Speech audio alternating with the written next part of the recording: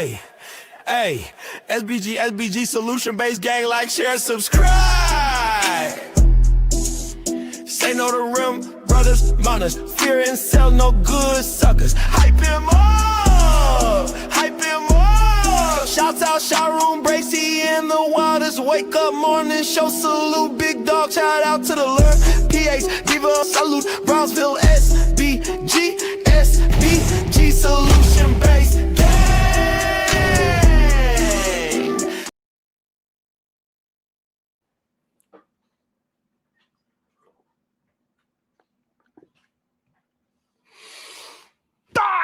Let's go.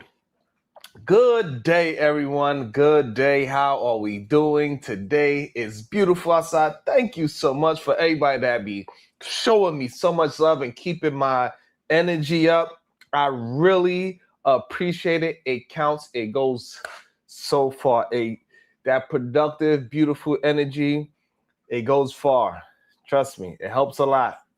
So thank you so much. You help me keep going every single day.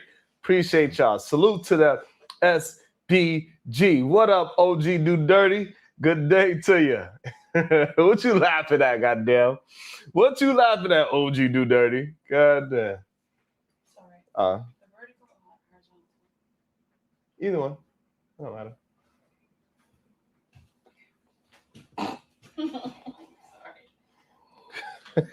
Sorry. Man, oh man. That girl, listen, that young lady, well, she ain't young. She ain't young. It shows why she have 101 cases in a row. That's what I would say. It shows. You could clearly see that she is levels of. I think it's so interesting, right? Why? I think it's so interesting. Why did the lawyers believe it's okay? Can somebody explain to me, why is it okay? Why is it okay for the young men to be interviewed by Officer Tatum, but it's not okay for them to be interviewed by Nancy Grace? Did you notice? Why is the young man available for Officer Tatum, Brandon Tatum, rather than Nancy Grace? Why is that? Can somebody please answer that question? Maybe because, that's the big boys table. You know what I'm saying? It ain't gonna be no soft interview. This is not a promotional tour. Because as we've seen, what it seemed on the Officer Tatum show on YouTube, it was very homeboyish. These are my people. They good people. The main theme of the last video from our interview, or whatever you want to call that thing, that Brandon Tatum did with those young men and Mr. Call Cox on his forehead. Why would you have Cox on your forehead?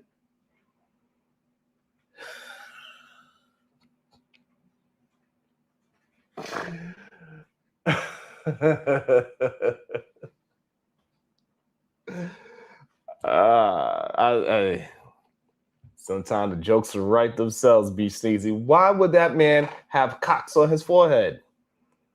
Like I didn't know that was okay. I thought that broke YouTube guidelines. I thought that lawyer was breaking YouTube guidelines when he had Cox on his forehead. What in the world is going on? Nevertheless, when they was all there promoting themselves and saying how, and the main thing that it kept being said was, these are some good Ocean Springs young men. Everybody, some good Ocean Springs young men. Like, he kept repeating that over and over again. And I guess if you say it enough to enough people, maybe the people will start believing that these are some good boys. And if you're a good boy, you can't do bad things. Because maybe they are some good gentlemen. and they made a bad decision or a bad accident happen, or maybe they have nothing to do with it at all. We have no idea. What we do understand is a lot of things that been being said and how they are moving are very suspicious. The things that Officer Tatum said on his show, very suspicious. The way how he's backing these young men. The way how he's promoting they GoFundMe. The way how he is going against the mother, saying that she is trying to profit off of her son. And he's upset about these things. At least that's what it seems as. However, he's not upset that his friends are that his friends are profiting off of their friend's death. They almost at the quota that they're looking for. They was looking for $100,000. They reached that 100,000 so quick, they said, let's double it. Now they're asking for $200,000. Mr. Tatum, you don't have an issue with these young men making a profit off of their friend's death? You don't have a problem with these young men not going to the funeral? You don't have a problem with these young men saying, hey, I love Nolan more than anybody else in the world? But yet you didn't go to his funeral to say your last goodbye? Good day to you, Shatira. You don't have no issues with that? However, one thing I can say is this. When you go around other shops, people that want to actually they don't have an interest on painting you as a good person or a bad person. They are just trying to get out the truth. That's when somebody like Nancy Grace comes into play, because she doesn't care what side of the coin. She don't care if you're a good person or a bad person, because she done worked courtrooms long enough to understand good people can make some bad decisions. Ooh, don't make me baby girl. Don't make me turn this goddamn show off. Don't make me, what you doing? You better get out the chat before I turn this goddamn show off and put the kids to sleep, kids. It's time to go to bed. It is time to put the kids to bed. Uh-oh. What?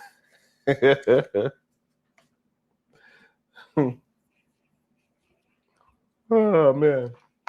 That's right, Angie B. So she don't give a damn about attempting to make somebody look good or bad.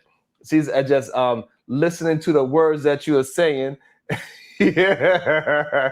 She's just listening to the words that you are communicating, and she's asking the tough questions. So shout out to Nancy Grace. We're about to jump up into this video. Make sure so we can have the best show possible. Let's raise this with y'all help. We can do this together, and we can have the best show on YouTube. We can do this together, goddamn.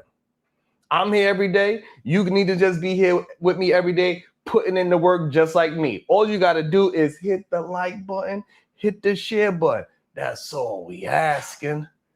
I can't help it, big dog.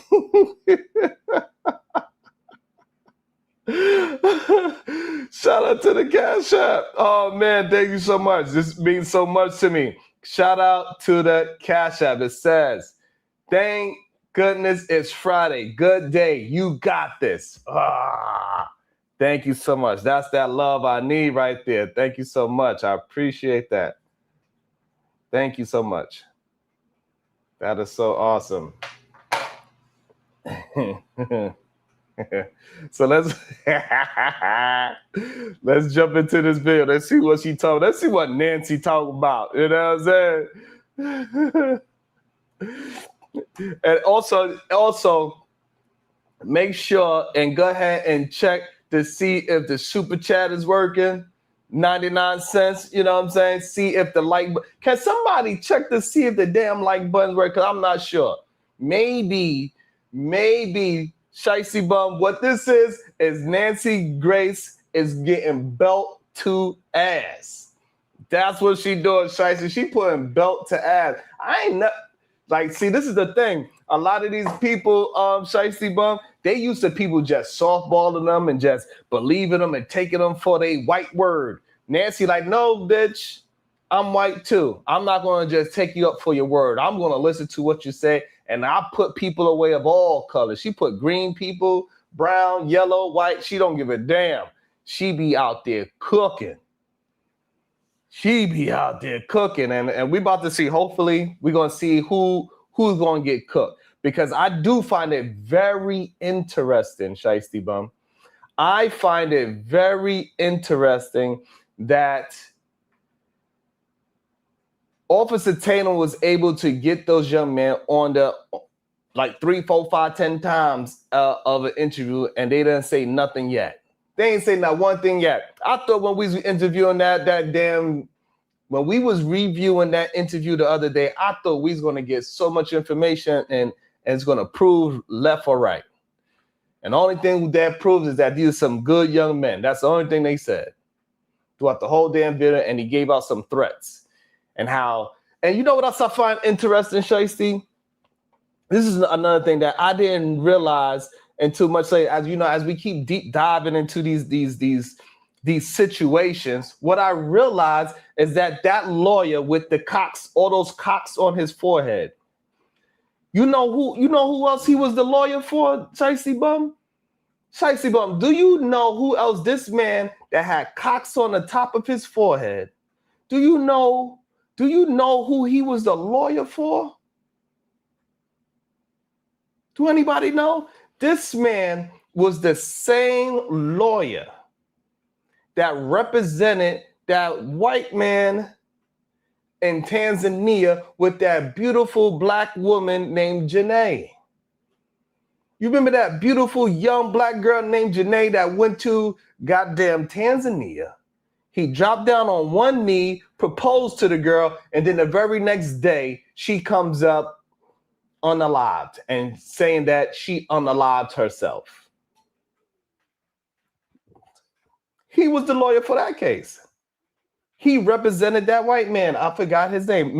John McCain or something of that nature. What was that man's name? Something McCain. That's the type of things he represents. With his damn 2 beaver teeth. I hate his damn beaver teeth. With cocks on his damn forehead. So this man is a very high profile lawyer. He deals with these race cases, right? So even though he's attempting to act as if we got to take race out of it, he's a goddamn race. Come on. It is no coinky dink that you got 2 very high profile cases that's dealing with race. How did you get called down to little old Ocean Springs, Mississippi? We're gonna get down to the bottom of it. Go ahead. We're gonna let Nancy cook. So we're not trusting too much. We're not gonna trust too much. We're gonna just leave it straight down the middle. You are not trustworthy, and we're not gonna judge you on it. We're just gonna take you at face value, and that's just what it is. We ain't trusting nobody. Hey, Shiesty, you better watch out for those damn Chads. Shiesty, you better watch out for those damn Chads. Don't make me have to come down to DC, girl. Baby girl. Bombshell. Joining us tonight, Nolan's friends, lawyers fight back. Who's telling the truth? They think they know, but do they? I'm Nancy Grace. This is Crime Stories. I want to thank you for being with us.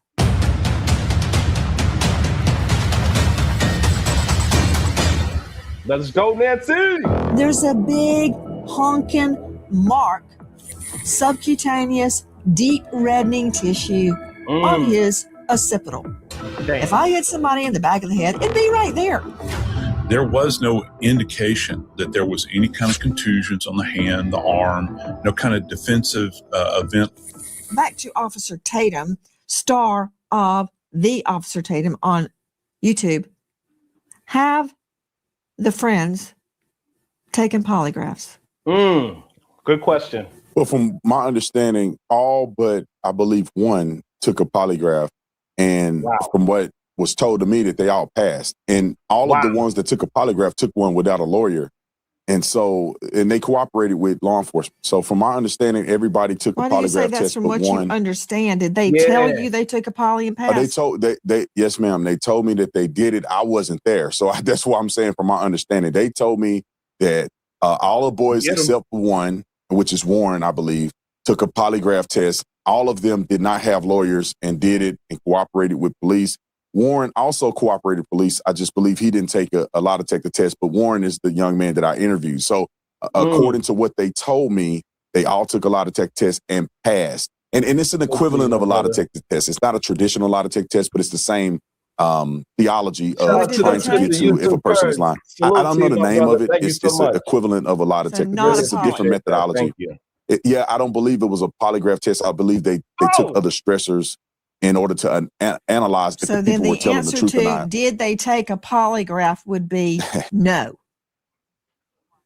Did they take a polygraph would be no. So then the answer to did they take a polygraph would be no. So then the answer to did they take a polygraph would be no. Woo! That is smoke for your ass, right? She got down to like, we ain't dealing with this liar language.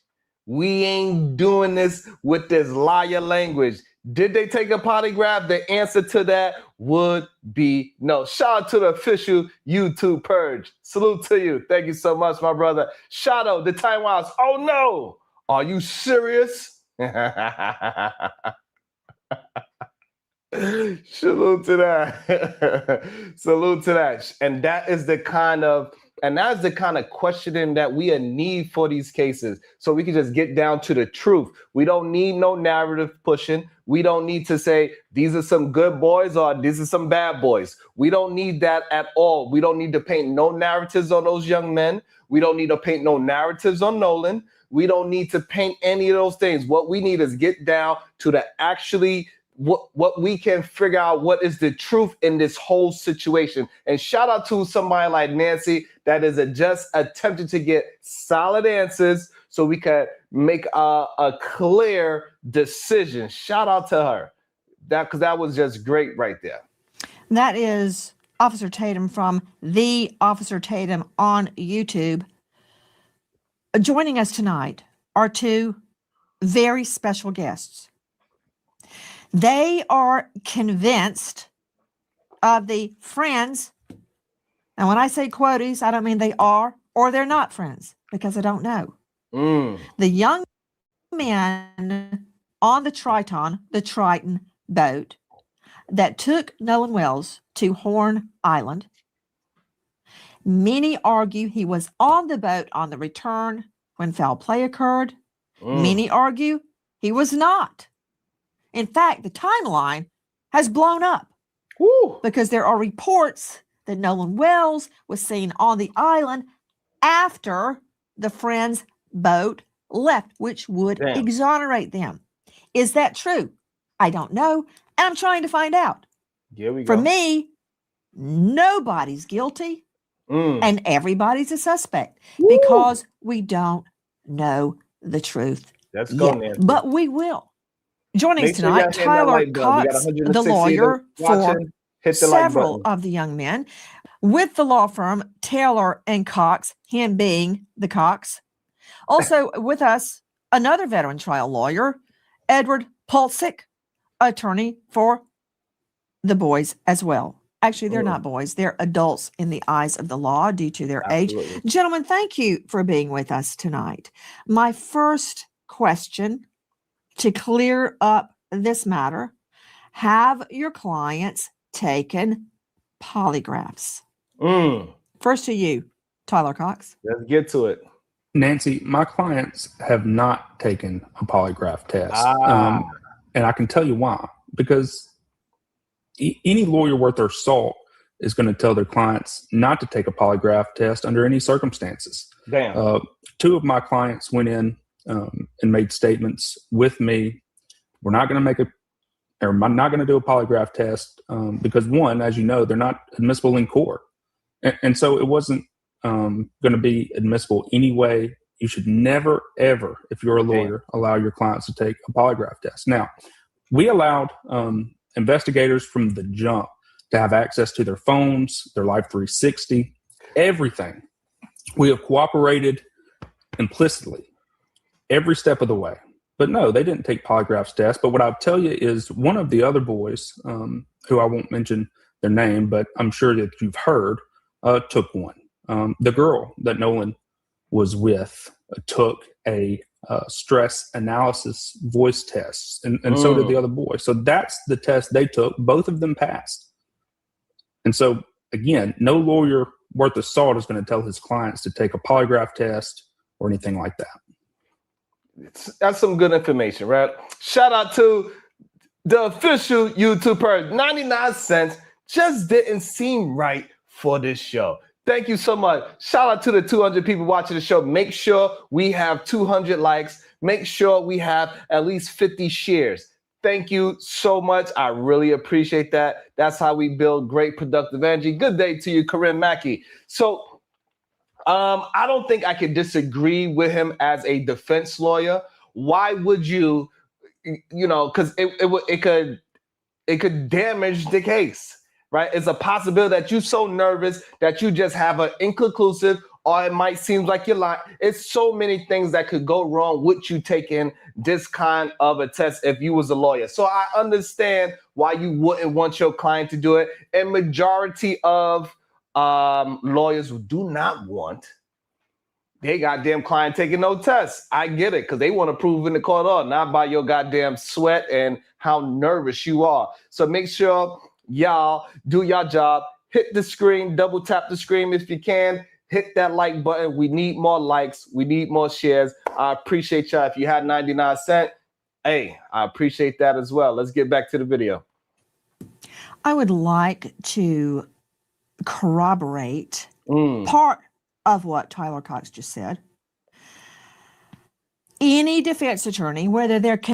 How the hell can you take a grown man serious with Cox on his forehead? Can somebody please tell me how? Tell me. That is very true. The YouTuber said polygraphs means nothing in court. It means nothing in court. It's only a very rare instance when you can actually get a polygraph submitted in court, and it's a very rare situation. Shadow the Time Watch with the 3-ball. He said, YouTube facts. I believe that's what, white facts. One of the two. How can you take a lawyer serious with Cox on your forehead? Bro, take that damn hat off. Truly convinced their client is innocent or guilty, they're not going to allow a poly. I've never seen that. I've had a couple of lawyers, maybe 3, in all the years I practiced, all the people I put behind bars, consent before trial to a poly. 3. And they were all criminal cases that carried severe penalties. So what he's saying is true. Even if you think your client is innocent, very rarely will you see a defense lawyer say, sure, take a poly. Like, we gotta just agree with that. Like, that's just, as a lawyer, hey, I got it. Corinne Mackey with the 1 eye. I am digging for the cover picture. Thank you so much, Miss Corinne Mackey. Thank you so much. The official YouTuber says 100% a nervous, innocent person can fail a polygraph. Absolutely. That's why no lawyer worth his salt, like he said, will ever do something like that. We got over 200 in the building. Make sure we have over 200 likes. Do your job. Hit the like button. It doesn't matter if you like it or not. It just means you're here. That's all it means. Hey, I'm here. I watched 33 seconds of it. Hit the like button. Thank you so much. However, I disagree with you regarding their admittance into court. Polygraphs are allowed in civil trials. O.J. Simpson, he flunked horribly. And if both sides stipulate to the polygraph's admittance before the polygraph is taken, it can come into a criminal trial. The reality is that never happens. That never happens. Right. At the time that we first cooperated with police, the first very week, the days after, just 1 to 2 days after the disappearance of Nolan Wells, we're not thinking about a civil suit. We're not thinking about that. We're thinking about how can we provide as much information to authorities so that they can find Nolan Wells. And it was not until after we spoke to officers and investigators that Nolan, unfortunately, his body was found on Horn Island, washed up. And it's unfortunate. And I hate that for Nolan because by all accounts, he was an incredible person. He was just truly remarkable in almost every sense of the word. But I mean, we're not thinking about a civil suit at that point in time. We're trying to help authorities find our friend who we can't find either. Okay. Edward Polczyk joining us in addition to Tyler Cox, both of them veteran trial lawyers. He is with Taylor Dykema. Hey, Venus. Edward, how did you get involved in this case? Let's go. Well, I'd rather not talk about that. I can just tell you this. Edward, how did you get involved in this case? Well, I'd rather not. Involved in this That's case. how. Hey, look. That's how you know when somebody's lying. You see him look up, and where you looking around to? Where you go? Where's your eyes going? I believe it's only you in that room. What are you looking for? The official director, a guilty, calm sociopath can also pass a polygraph. That is a very good point as well, right? A guilty, calm sociopath can also pass a polygraph. That is very true. Good day to you, Venus. 100%. 100%. So that's why a lot of people do not want to go. But hey, did you know it's the guy with the cocks on his head? I don't know how you could take any man with cocks on his head serious, but this man, he have cocks on his head. And when she asked him about how did you get it, you are high pro, because what the thing is that he's a very high profile case. Actually, his last case was very high profile. He is the same lawyer that represented Mr. McCain in the Tanzanian fiasco with Janae. The young lady, he's a white man. She's a black young lady. Her name is Janae. His name is something McCain. And they went to Tanzania. Is a goddamn beautiful white tiger walking past while he was on bended knee giving her a ring. 2 days later or 1 day later, that young lady is unalived. Is unalived. I believe it's still an ongoing case. So this guy with Carl Cox on his forehead is the same lawyer that represents that man in that unaliving case. So this is not no slouch lawyer. How did you go from that to this case? Who called you, sir? Because also I heard that he also represented Trump in some situation as well. That part for me is not clear. I don't got the information. If you got it, please drop it in the chat.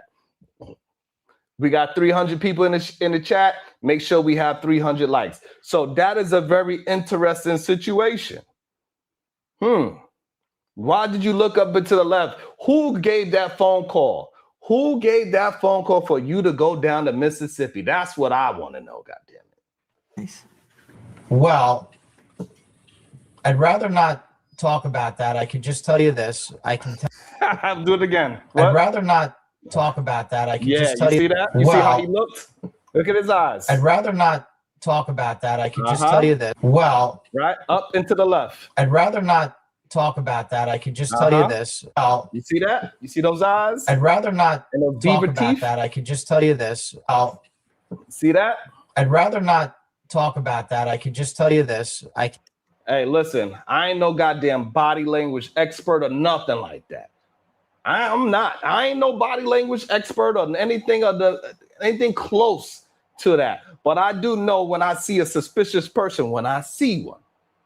I know when I see him. Any man with Carl Cox on his forehead and 2 beaver teeth,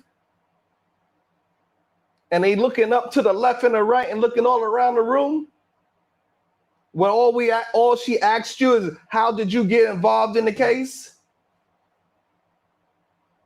A simple, I got a phone call from a friend would have sufficed, but no.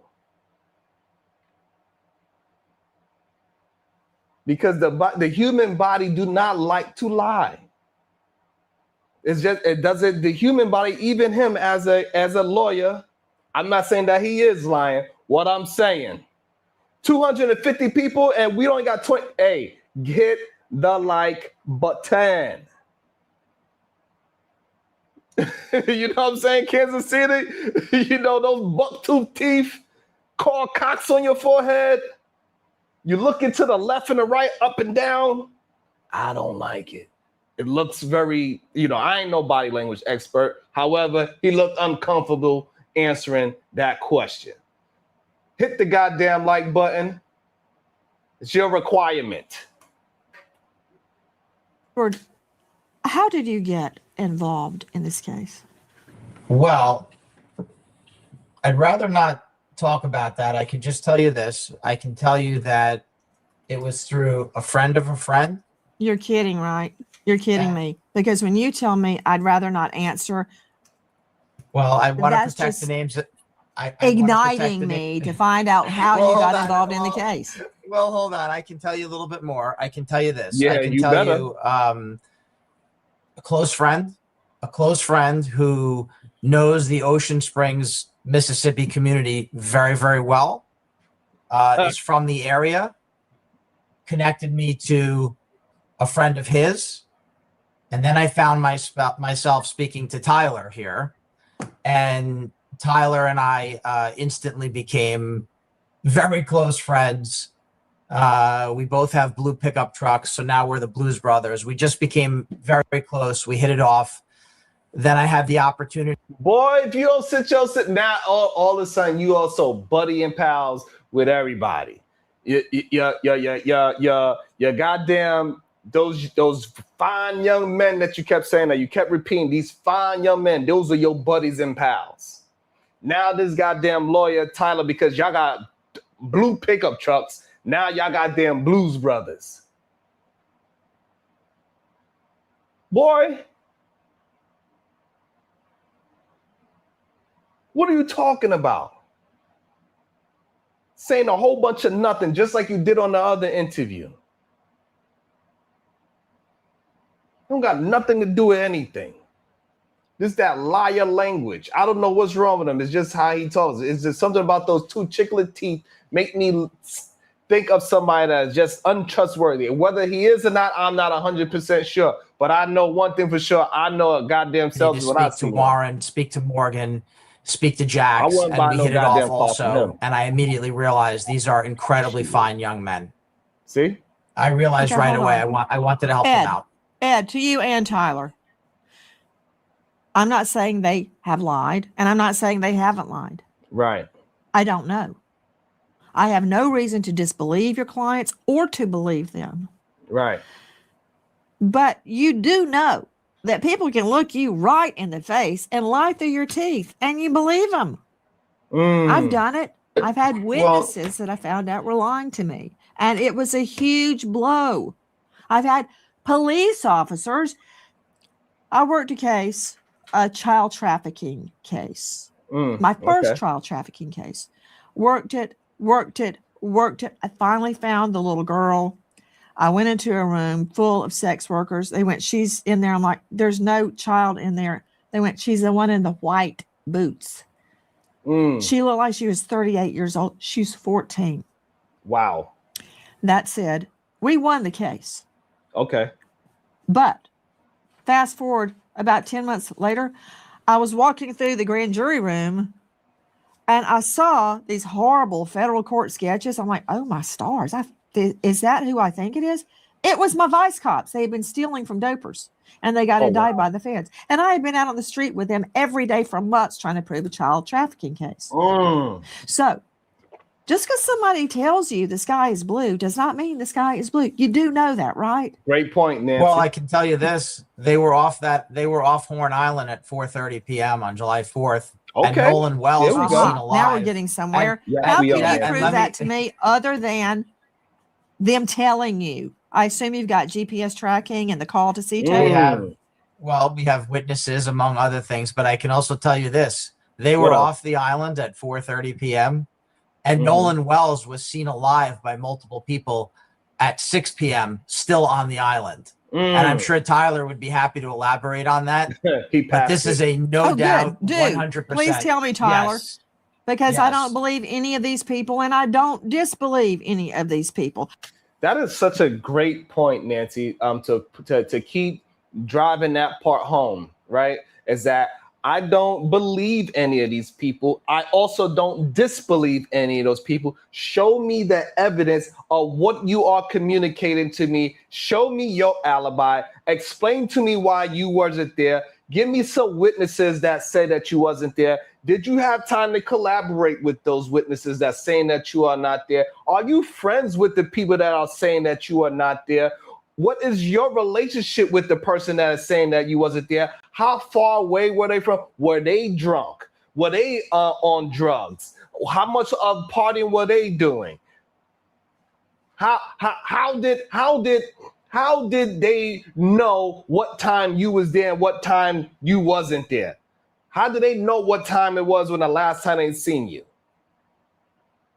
Those right? We just trying to get down to some brass tacks things. Shout out to Nancy for that. That is beautiful. I love that we're just attempting to get down to the truth. No narrative painting, just straight up. What is the fact of how you were there or were not there? Salute to that. Let's keep it moving. I want to hear about witnesses that spotted him alive after 4:30 because I believe I can confirm the boat left around 4:30. And I'm referring to the Triton.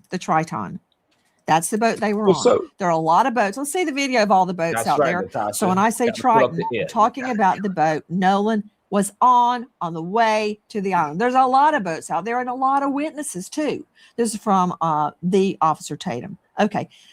There are witnesses placing him there at 6. And I want to be very clear, gentlemen, that I'm not convinced he drowned just because somebody said so. Even if he did drown, that does not mean that there wasn't foul play. Why is that mark on the back of his head?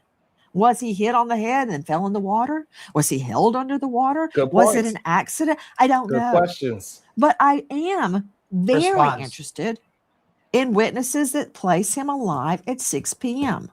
Absolutely. Please tell me, Tyler Cox. So, Nancy, look, we have had multiple witnesses reach out to us, 2 confirmed witnesses that saw Nolan Wells on the island around 6 p.m. on July 4th. After the Triton, as you said, left around 4:30. And so those witnesses have went to investigators. They've talked to the police. And they've done what they're supposed to do. We've cooperated 100%. So has Where did they those see witnesses. him, Tyler Cox? There we go. Where did the witnesses see them? Do they know him well enough to make a positive ID? Hey, speaking of a positive ID, control room, please pull up a photo that we showed a couple of days ago. There are 2 or 3 women, white females, walking along the beach, as I recall, each clad in a bikini. There is one, I believe, a white male and one black male walking with them. Let's go. Can you blow it up? We can't see it a little bit. That's not really helping me that much. Come on, thank you. For instance, Did your witnesses know Nolan? Can they identify him? Because I'm looking right at this and I cannot identify if the male behind the female on the white, the female wearing a white hat, I can't tell if that's Nolan or not. It's a very blurry photo. I can't make it out. So, do your witnesses know him? I mean, let me see my guess, please. Mr. Polczyk, Mr. Cox, I know the two of you. I don't see both of them. There they are. The two of you have tried a lot of cases, as have I. Okay, talk to To him. get in or attack an eyewitness, What you got to do? and it's in the code, the official code of Mississippi annotated. Where is it? The official code of Mississippi annotated. Where is it? In the code, the official code of Mississippi annotated. I didn't hear in you. the code, the official code of Mississippi annotated. One more time. In the code, the official code of Mississippi annotated. There are prescribed methods under which you cross-examine an eyewitness. For instance, does the witness know the target? Was the lighting sufficient? How far away was the witness? What were the conditions of the eyewitness identification?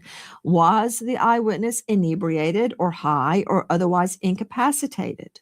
How far away were they? Do they wear glasses? It goes on and on and on. It's laid out in the code. It's laid out. Tell me about these witnesses. How do they know it was Nolan? Tell us, sir. Control room, show me that picture of Nolan on the boat. He's bent over. All I can see are his legs and his behind. Damn. The only reason I think that's Nolan is because it matches his swimsuit. Did they see that? How can they identify Nolan? First to you, Tyler. Ooh, come on, Tyler. Well, I'm not sure if the witnesses saw that picture that you just put on screen, but I can confirm to you that these witnesses.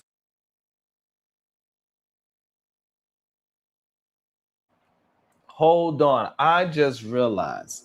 Hey, you know how this is why those young men are not there right now. This is why those young men are not right now. Can you see this bottle back here? Can you see this bottle back here? It's called Verdict. It's some kind of brandy or whiskey. It's called Verdict. That's what it's called, Verdict.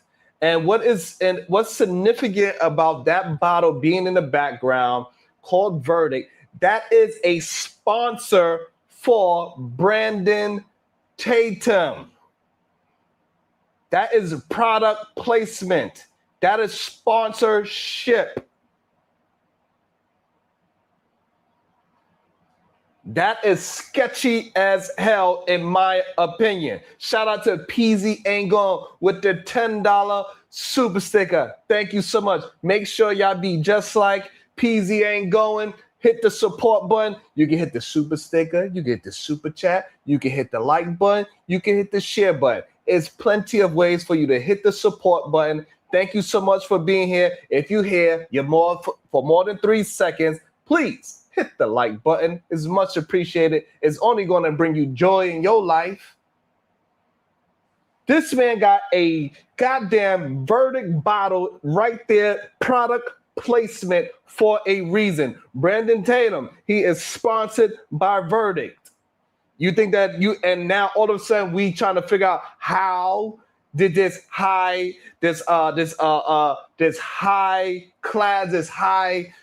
lawyer that is such a big lawyer is being that they could afford this lawyer that just did it, like how what this that got me oh my God, I can't even talk. My gasket is flabbered. I can't believe what I'm seeing. No wonder why those good Ocean Springs citizens can afford these lawyers. Because they got sponsors, not just Give, Send, Go, $200,000 Give, Send, Goes. No, they got sponsors. Makes a lot of sense. It makes a lot of sense. That's crazy. No, Nolan. They've known him for a long time. They were able to make a positive ID. And they told that to investigators. They told them that from the very start. Had they been drinking? Ooh, good question. That I do not know. Wow. How are they sure it was 6 o'clock? Look, I'm not saying you're wrong. I'm asking the questions I would ask in court. How do they know it was 6 o'clock? Did they go, oh, there's Nolan Wells at 6 p.m.? Well, I'm pretty sure, Nancy, they were aware of the time. How? I'm not sure if they were drinking or not.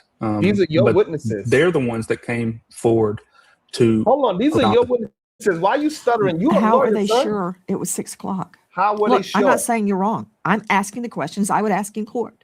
How do they know it was 6 o'clock? Did they go, How do they oh, know? there's Nolan Wells at 6 p.m.?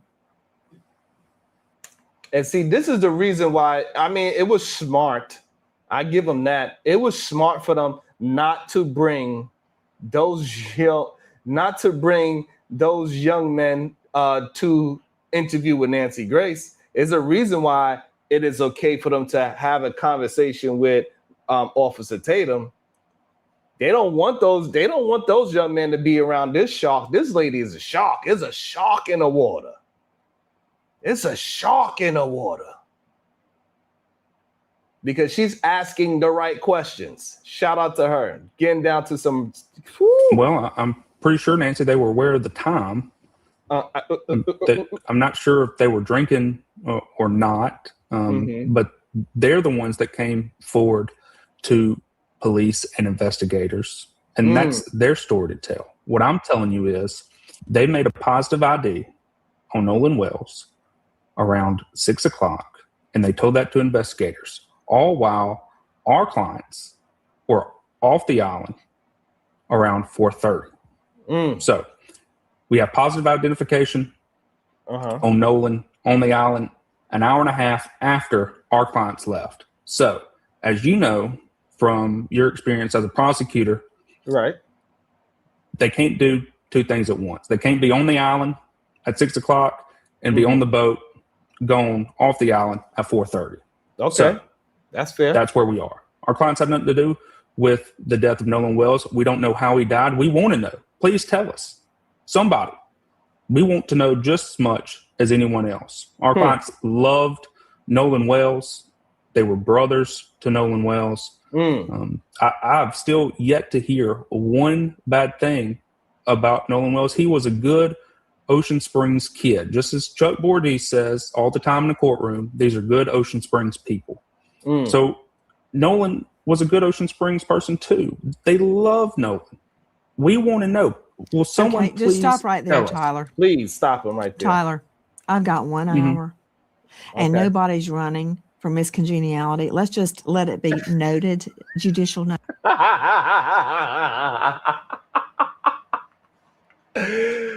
Oh shit.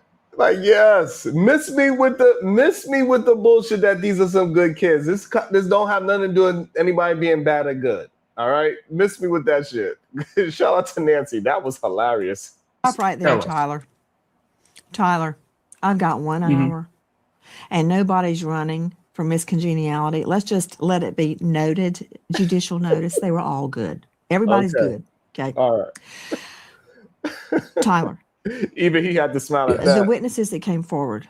Here's something that would tend to corroborate them is if multiple witnesses said the same thing. Witnesses separated in time and space, witnesses that are not all friends, witnesses that are not good friends with your clients, that may have a reason to be fuzzy on the time. Absolutely. I'm not saying they are or that they're not. Here's my question to you. Okay, let's go. Are these witnesses friends of your clients? Woo! I don't think they're friends, and they're not even the same age. Okay. Next question. How many witnesses place him there on the island at 6-ish? Ooh. How many? At least 2 that I know. 2. Okay. 2. Do the witnesses know each other? Ooh. Yes. Were they together that day? Yes. Ooh. Have they had a chance to discuss their recollections with each other before they came to police? Woo! What y'all think he gonna say? What you think he gonna say? Oh my goodness. Smoke. That's how we supposed to get down to it. What's your answer, sir? Well, I'm sure they did. Nancy, look, they did what they were supposed to do, and they spoke to police officers. And you know as well as I do that if investigators or a DA's office had any sort of probable cause to make an arrest in a case like this, they would. They would have.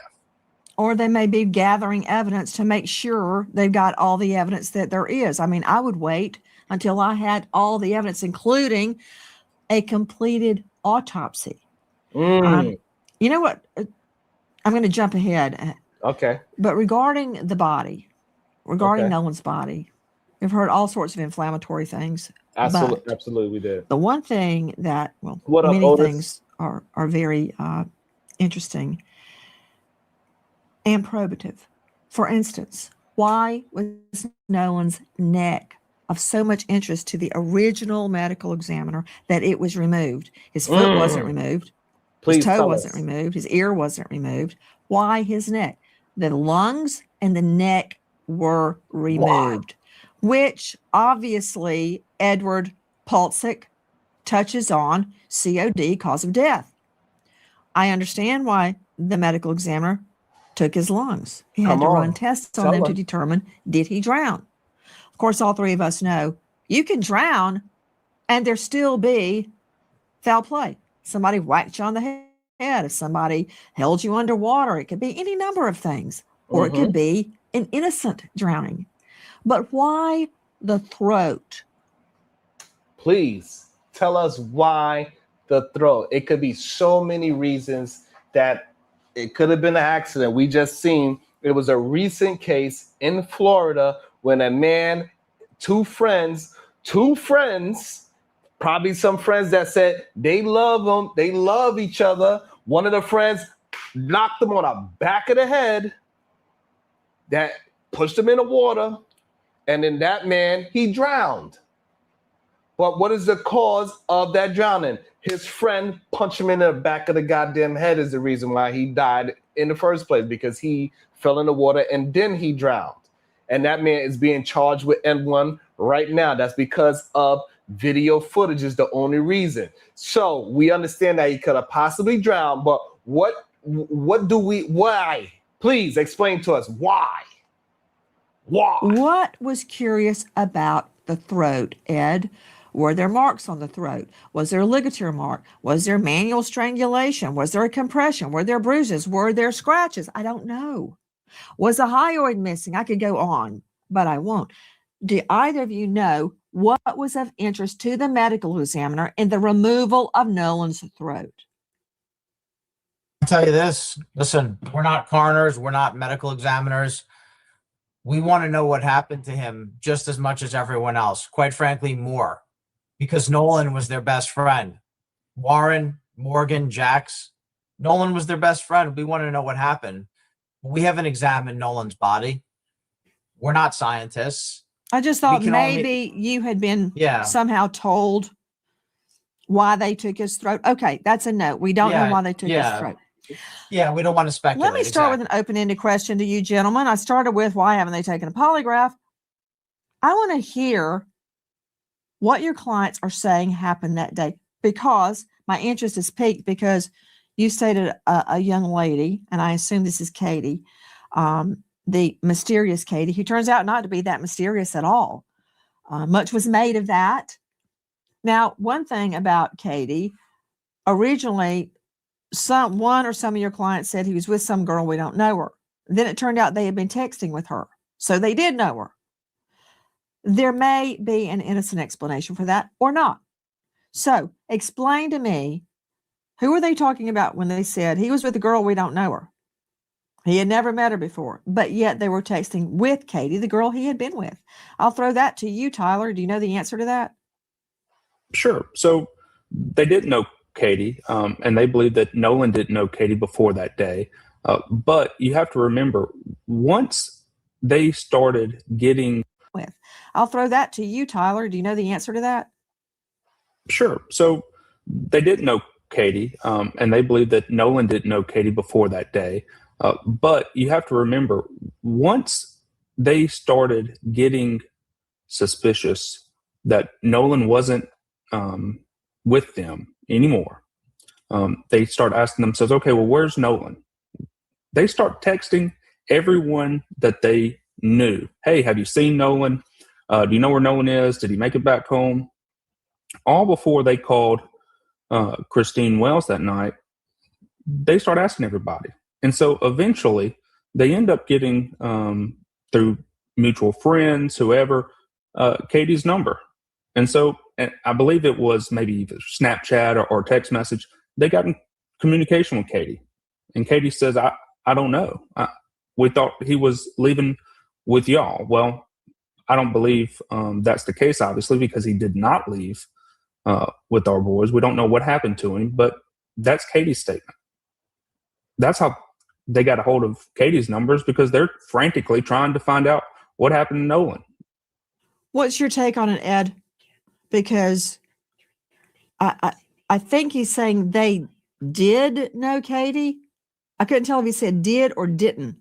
Did he say they all did know Katie? No, they did not. They didn't know Katie. So All right. And they Did not. determined Thank you who for- she was. Thank you for getting that clarification, because I'm like, damn, maybe I'm just too black because I didn't understand did or didn't. Thank you so much, Nancy, for getting that clarity. I thought it was just my black ass that didn't understand if he said did or didn't. Enunciate your words, sir. So Nolan did not know this young lady, and the boys didn't know this young lady.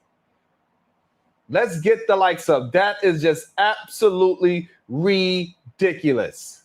Come on, y'all. We could do better. We need 300 likes. We could get there real quick. Let's do it. Let's do it together. Ooh. Okay. Right. Hey, hold on. Tyler, you Okay, we stated hold your clients began to get suspicious, whereas Nolan. When did they get suspicious? What time? It was later that night. I believe it was around 9 or 10 o'clock, maybe even 11, that they start saying, oh, well, has anyone seen Nolan? Where's Nolan? Did he make it back home? Did he? So you don't know? You are the lawyer. I thought you was going to give us evidence. I thought you was going to give us evidence. Come on. Anybody know? They start calling around, texting, asking everybody. And once they determined that no one had the answer about where Nolan was, that's when they called Christine Wells. And then they stay on the phone. My client stayed on the phone with Christine Wells for about 5 or 6 minutes. And then he tells her, look, I'm going to call the Coast Guard just to make sure. And he did. He stays on the phone with the Coast Guard for 21 minutes. Hold on. Let me just say something in the chat. Excuse me, XC. The lawyers just said the boys did not know Katie. So this is what these young men lawyers are saying. I don't know if the lawyers are uninformed or what, but just now with what words were being used, the lawyers just said the young men did not know Katie. They know who she is because of that day, July 4th. They did not know Katie according to those young men lawyers. This is not us saying it.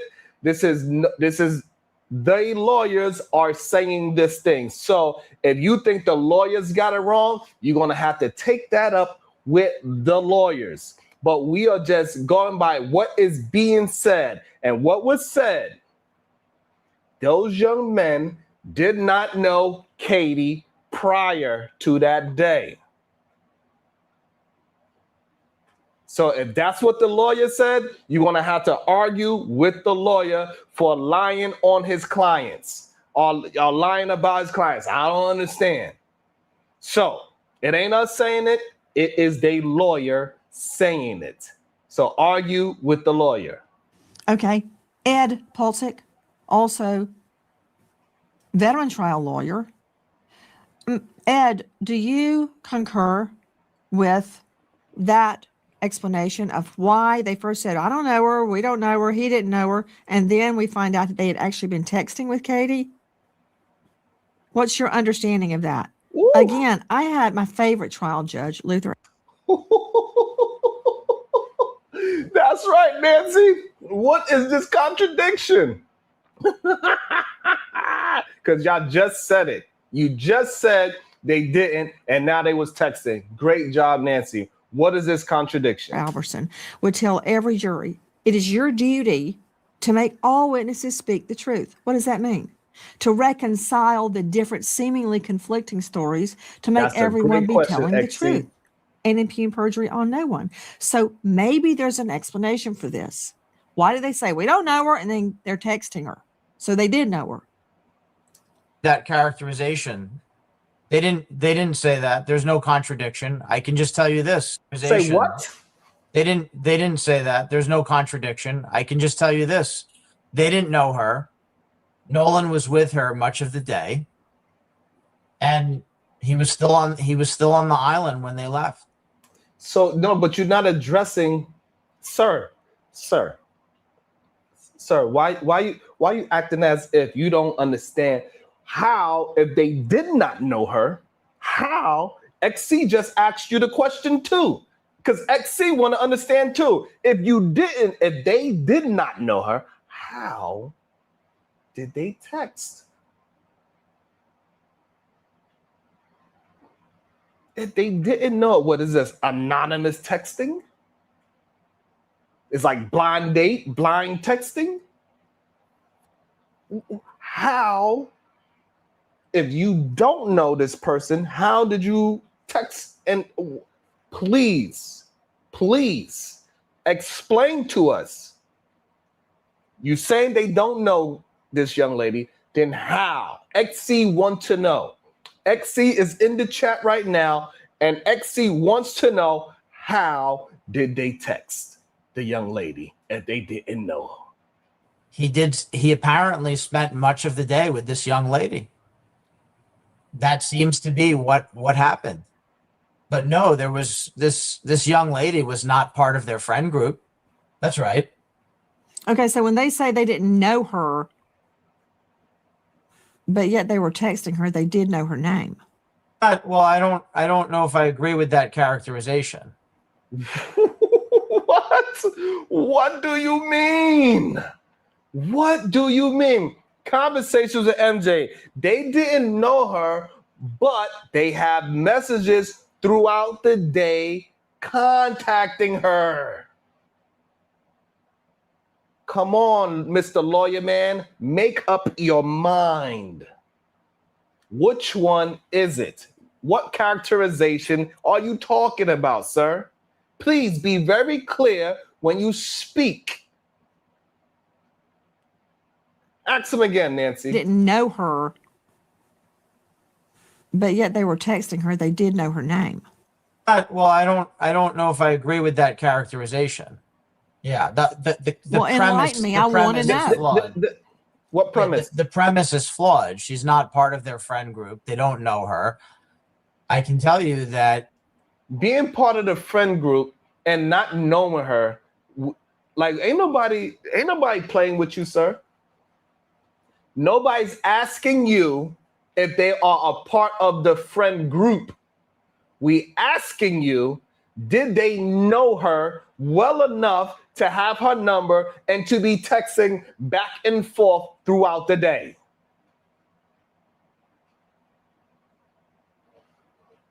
We're not asking if they was besties. Did they go and get ice cream? Did they go for long walks in the park after dark? No. We're asking, did they know her well? Hey, I know what school you go to. I know I know you hang out with Shirley.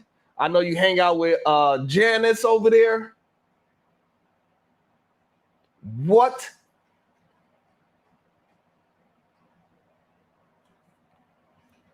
This is crazy.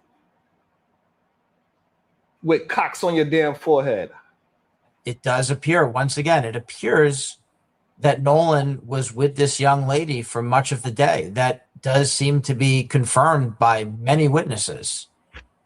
And I can tell you this, Nancy, one thing about this island, I did have the opportunity to go to Horn Island.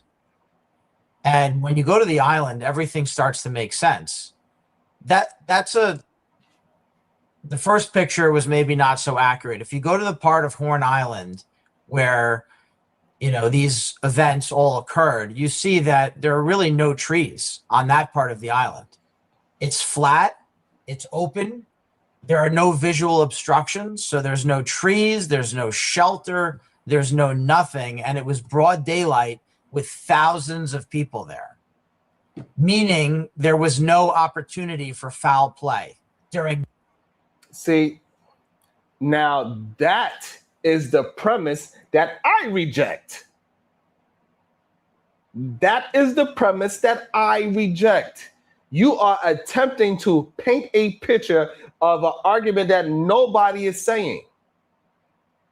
You cannot shoot the goddamn barn and then paint a bullseye around the hole and talk about I hit it.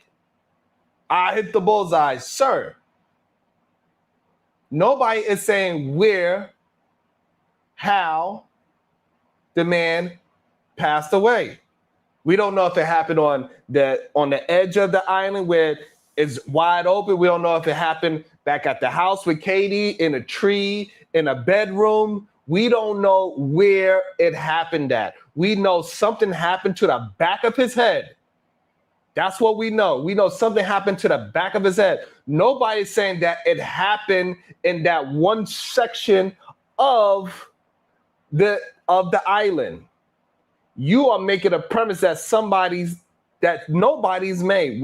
Nobody is saying that he got deleted. He got unalived at that corner of Horn Island where everybody can see everybody and 1,000 people witnesses. Nobody is making that premise whatsoever. Only you.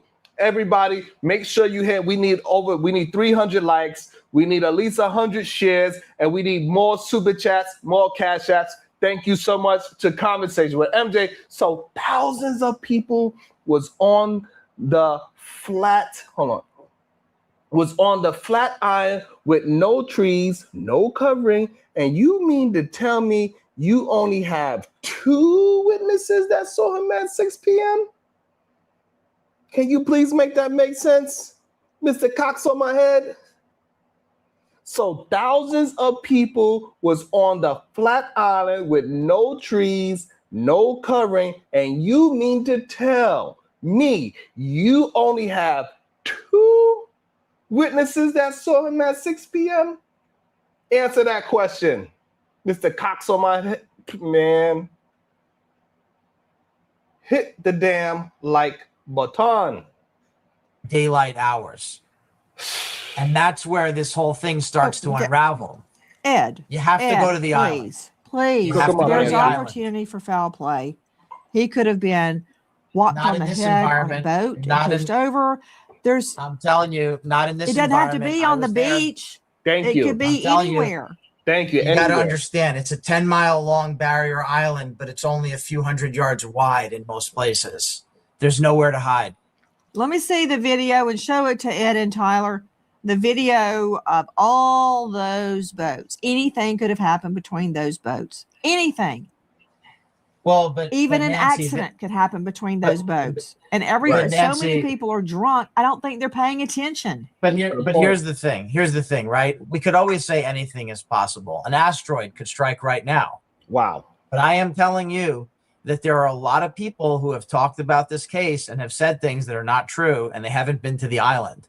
They've got to go to the island. If you don't go to the island, you can't speak with authority about the case.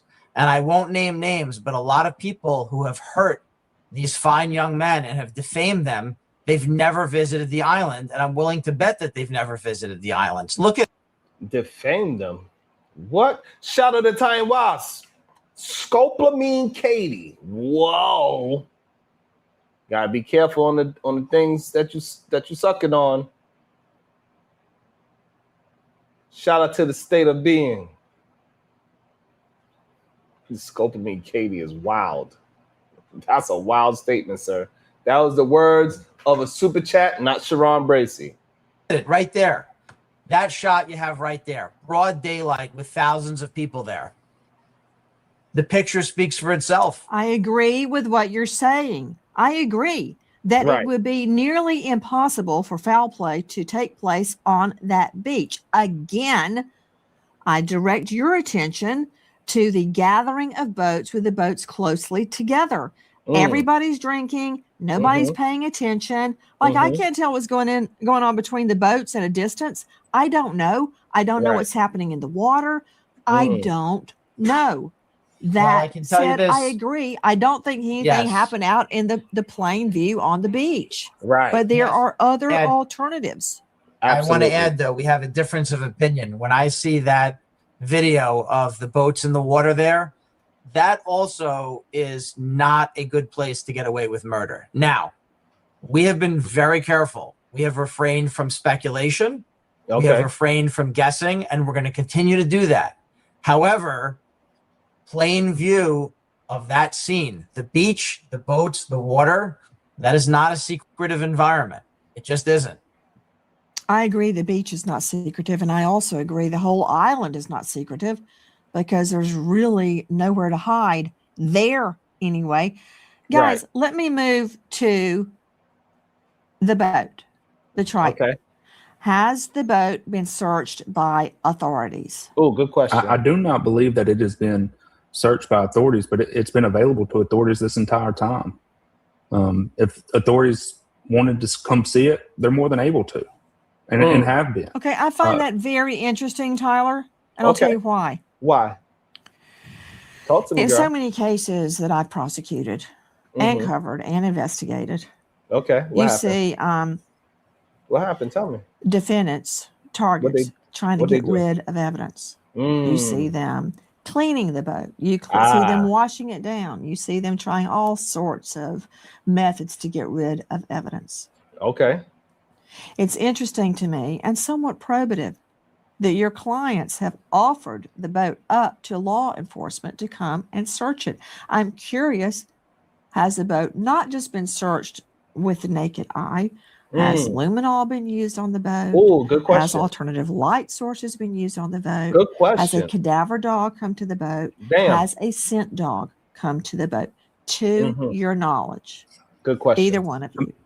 To my knowledge, Nancy, I do not believe that has happened. But again, my 3 clients, either one of them, none of them own that boat.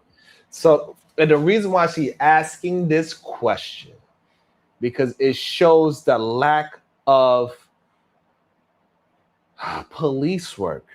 Why have nobody? Come on, man. Come on. Like this high profile lawyers there out the blue. Somebody that he got a phone call from somebody that is very well known. Oh, just say the governor called you. Just say the governor called you. So we can say, oh, okay. Well, you know what? You don't have to say the governor called you. Just tell us what profession this friend that you have in Mississippi. What friend was it? Just tell us his profession. Is the person that called you this friend? Was it another lawyer? Was it a politician? Was it a police chief? Because I believe the police chief or the governor. What's the name of the governor of Mississippi? Do anybody know the governor name of Mississippi? Put the governor name of Mississippi in the chat. So if it has, you would have to ask the owners. Tyler, do I look like I just fell off the turnip truck? Maybe I do, because we did sell turnips at the farmer's market when I was growing up. That said, you telling me my clients don't own the boat, so you'd have to ask the owner. Come on. You and Paulsick know if the boat has been searched.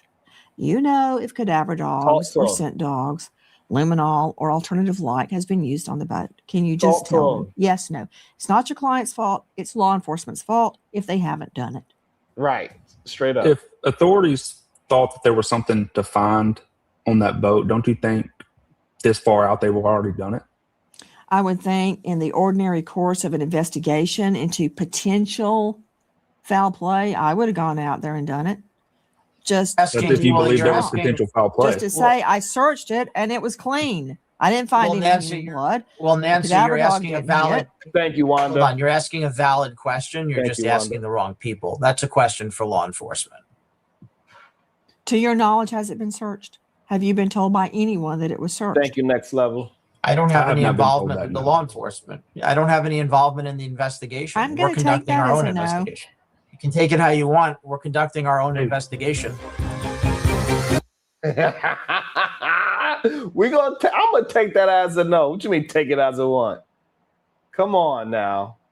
Come on, you can't be dodging questions like that. Like, goddamn. She Attention, cooking up. homo. She cooking up. Hold on.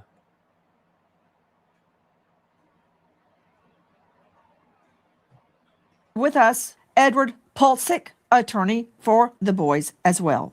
Tell me what you can about the CETO call. I've had renowned experts say this wasn't doctored. I've had renowned experts say this was totally doctored. Have you heard the original CETO call from Mississippi Department Marine Resources? Have either of you listened to that call? Because I've heard it so many times, I'm now jaded based on what people think they're hearing, based on enhancements. I even had my own producer, who does not have a dog in this fight, no skin in the game, enhance it. But I want to hear what you guys know about the CETO call. My mind is open. Look, anybody can adjust the gain. Anybody can enhance it or sweeten it. But it doesn't change the fact that just because you put words over some audio means that those words are now attributable to what is on the call. Wow. That's crazy. That's insane. Okay. Conversation with MJ. I know somebody that knows somebody that knows somebody. All these witnesses that we can confirm are witnesses. And a month later, the boat having been searched.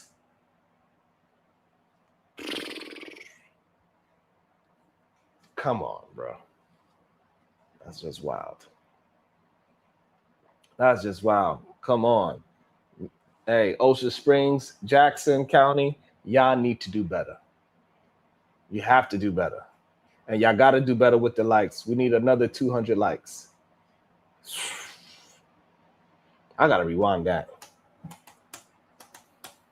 I'm now jaded based on what people think they're hearing, based on enhancements. I even had my own producer, who does not have a dog in this fight, no skin in the game, enhance it. But I want to hear what you guys know about the CETO call. My mind is open. Look, anybody can adjust the gain. Anybody can enhance it or sweeten it. But it doesn't change the fact that just because you put words over some audio means that those words are now attributable to what is on the call. Damn, look, that's crazy. Another boy called CETO.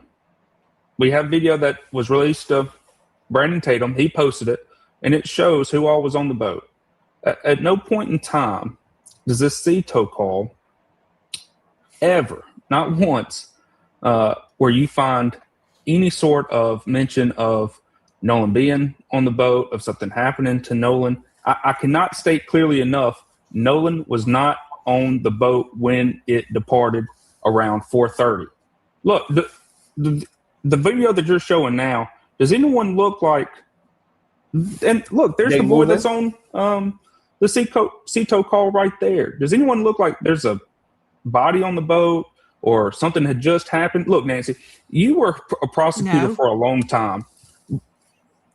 None of these boys have a story that is untrue. Don't you think that after all this time, somebody would have snitched? That somebody wouldn't be able to keep their story straight? No. Look, these boys are Typically, telling yes. the truth. Typically, you're absolutely right. That's why I usually don't believe in conspiracies, because nobody can keep their yap shut. Somebody blabs. And Nancy, now I'll say something about the CETO call. I have heard a lot of versions of the CETO call, and most of them are either completely fake or AI or doctored. And unfortunately, for folks that are doing that, that may become the subject of one or more lawsuits. It appears that there Not are threats. hundreds of versions of the CETO call all over the internet, everywhere online. Mm-hmm. So now nobody can keep track of it. Mm. But I can tell you that. I can tell you, look at those photos. Nolan Wells is not on that the boat. photos to me are very convincing. Let's see the photo they're talking about again. Yes, I'm glad we agree about that. I'm glad we agree. Do I know what time that was? Or By the way, again, for the people that think that this is a photo, this is a photo. It is not a video. Like, it's okay. It's all right. This is a photo. They just said it. Photo. The boy said it. We just reviewed the Tatum interview. They said it in that interview. He said, "Look at the picture. You cannot see." He said, "Look at the picture. You cannot see Nolan in the boat." And then just now, both of them, two lawyers, said photo. So we need y'all to stop trying to make this as it is a video. It is not a video. It is not a video. It is a photo. The people that give, they are saying it's a picture and it's a photo. If you never, like, I don't know where y'all are that y'all never seen one of those live action videos, but this is a photo. Jesus, stop saying this is a video. Conversations with MJ. Enhance does not mean edit or place words at all. It doesn't mean that at all. Then tell us, what was the conversation in the background about? When they turned up the game, like the lawyer said, and they could hear other conversations in the background because they turned the game up, what was the conversation in the background about? Simple and plain. Did they audio enhance it themselves? Come on. It's not a video. Please stop saying dumb stuff. Shout out to Taiwan. Go back. It's actually a video. The boy on the left, SWI. Y'all can't be this slow. That is not. So you mean to tell me? So you mean to tell me this guy doesn't move, this person doesn't move, this person doesn't move, and those other two people on the other side don't move, but everybody else, the 1-2 people and the 2 little waves that you see move, is enough to say that that's a video? Nolan Wells is not on that boat. The photos to me are very convincing. See, the photos to me are very convincing. Look at this person. 1, 2, 3. They Let's are see not the photo moving. they're talking about again. Yes, I'm glad we agree about that. I'm glad we do agree. I Look at know these what people time that completely was still. or Dude, what bent day that over. was? Is there a Completely timestamp? still. Look, The I'm water not saying is not either of moving. you are lying. I'm saying this is how. Like, come on, man. Like, come on. There's no way that you can say it's a video. Y'all cannot be this naive that you see we know. Okay. Do you want me to pull up a picture and show you how I can make a picture move? Are we that dumb? Are we being that obtuse and stupid?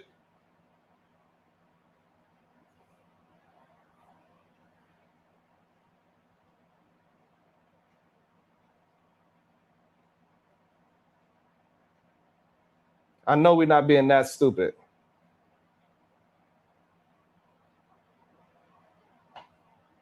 Like, we do understand what a live picture looks like, right?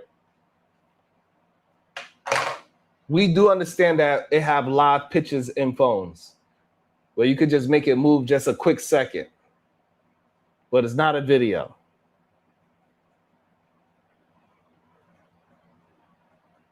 Come on. Use your brains. I would test evidence in court. I mean, I take everything with a box of salt. When was that taken? Where was it taken? What time was it taken? Yeah. I'm curious. Is it timestamp? And Nancy, Well, you've been Nancy, trying this case for over 30 days. The facts are the facts are the facts. Okay. These boys had nothing to do with the death of Nolan Wells. Okay. Okay, Listen, when was we the don't- timestamp on that video?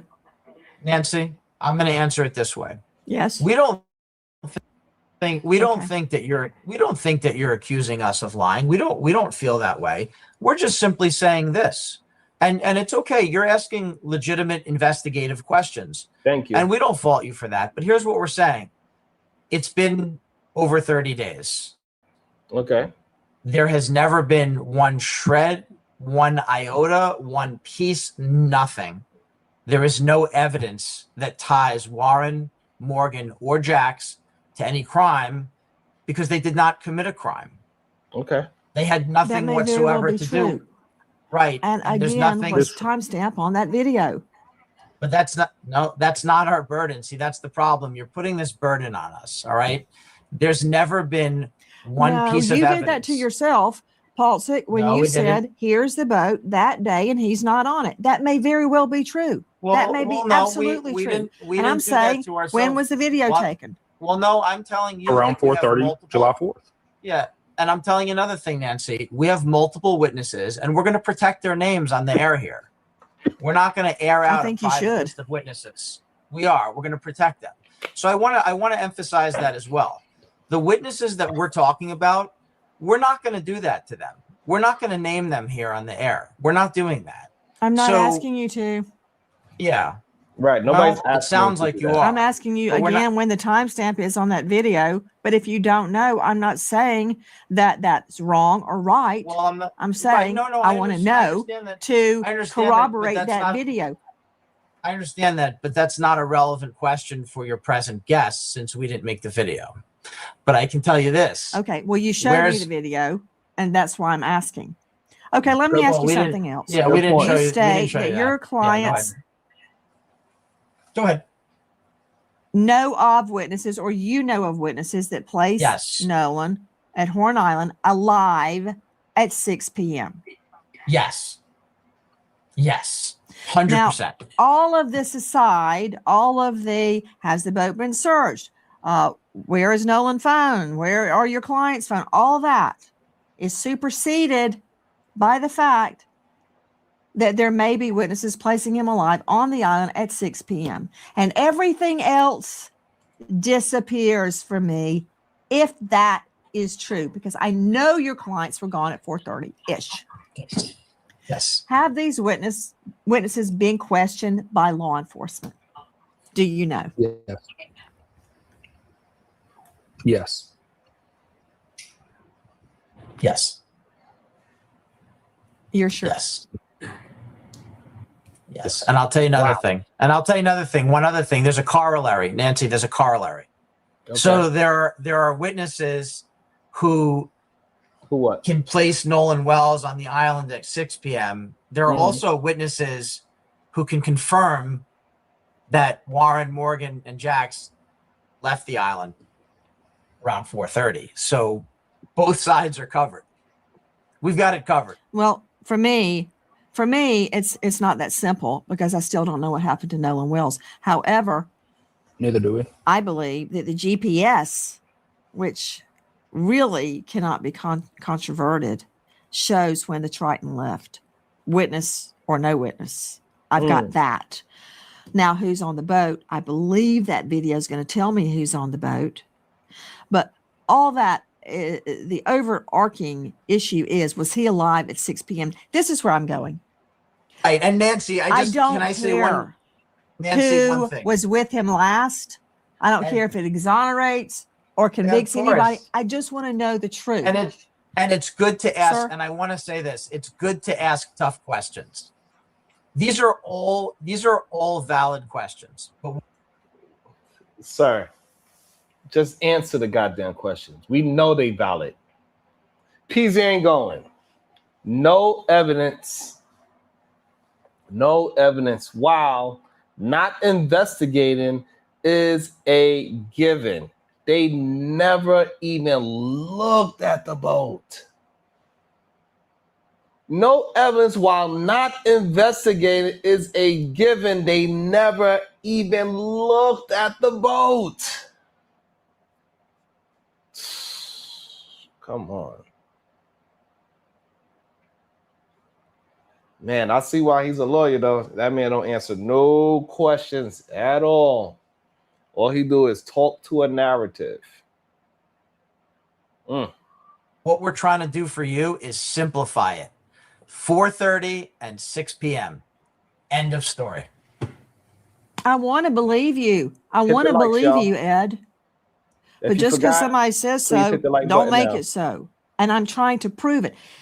That your clients were gone and that Nolan, more importantly, in my mind, was still alive. If that's true, your clients are in the clear. As Yeah, far and- as I'm and Nancy- They concerned. are in the clear. And I- the CETO call and everything else falls away if I can place him alive at 6 p.m. And the people that want to hang your clients, I can't help their unrequited anger. Yes. I don't care because Yes. somebody in my mind was the last person to see Nolan Wells alive, whether it's your clients or somebody else. And I want to find that person that Right. saw Yes. him. You say 6 o'clock. Who are they? Make yourselves known. Put us all out of our misery. Help me find out what happened to Nolan. Right. Yes. Nancy, can I want ask you you to this? understand. I'm just Why trying would- to find out. Yes, sir. Go ahead. Why in the world would these witnesses make themselves public after you've seen more than 30 days of death threats, in-person threats, credible threats, people making threats and getting arrested, all geared towards these boys and others? Why would they become public? Why would they here's come one out answer. publicly? One answer is they're telling the truth and they want to put it out there. Another They told the possibility truth to is investigators. everybody already knew who they were, so they went out on Tatum to exonerate themselves. I mean, that could go either way. But I see what you're saying. I get it. And Nancy, I still don't know. Nancy, Good point, Nancy. have you ever Yes. seen any other people accused of the crimes that online internet trolls have accused these boys of go and do podcasts, do interviews, have their attorneys go and advocate for them like this on a national platform like this? If we Shout out weren't to Frontlines 100% with sure Jamin. and they weren't 100% sure And that I hope you like jamming nothing too. they did Thank you. was in connection to Nolan Wells' death. They left the island at 4:30. He was spotted on the island after that at 6, alive and well. That's it. End of story. Do you think these are actions of 3 boys who, 1, keep their story straight, 2, don't snitch on each other, and 3, have made and had to have made to defend themselves multiple media appearances and have their attorney? What you mean multiple media experience? They only went to one platform. That's not multiple.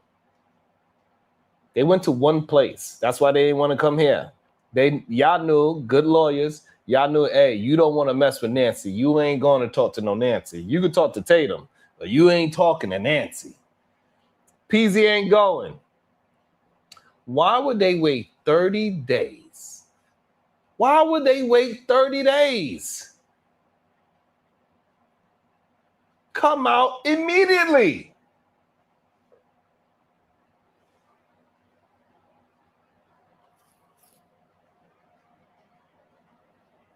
Do the same? Are those the actions of someone who is guilty? No. Typically, no, I agree with you, but there are cases where killers go out in the front of it and make all sorts of pleas. Please bring my wife home. Please bring my little But babies Nancy, home. here's- So yes, let I me give have you a seen really- that. I know that's not what you want to We hear, had but yes, I have seen it. Right. And Nancy, Me neither. let me give you a really Great point. See, so you can't get that over with somebody like Nancy. So yes, she has seen all those type of things. She's seen people do all these type of things.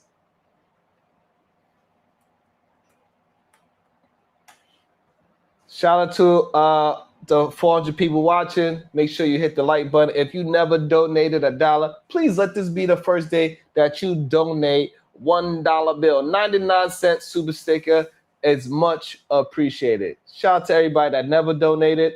that never hit the chat, if this is your first time ever being here, drop out the chat, say something in the chat, say good day, say something.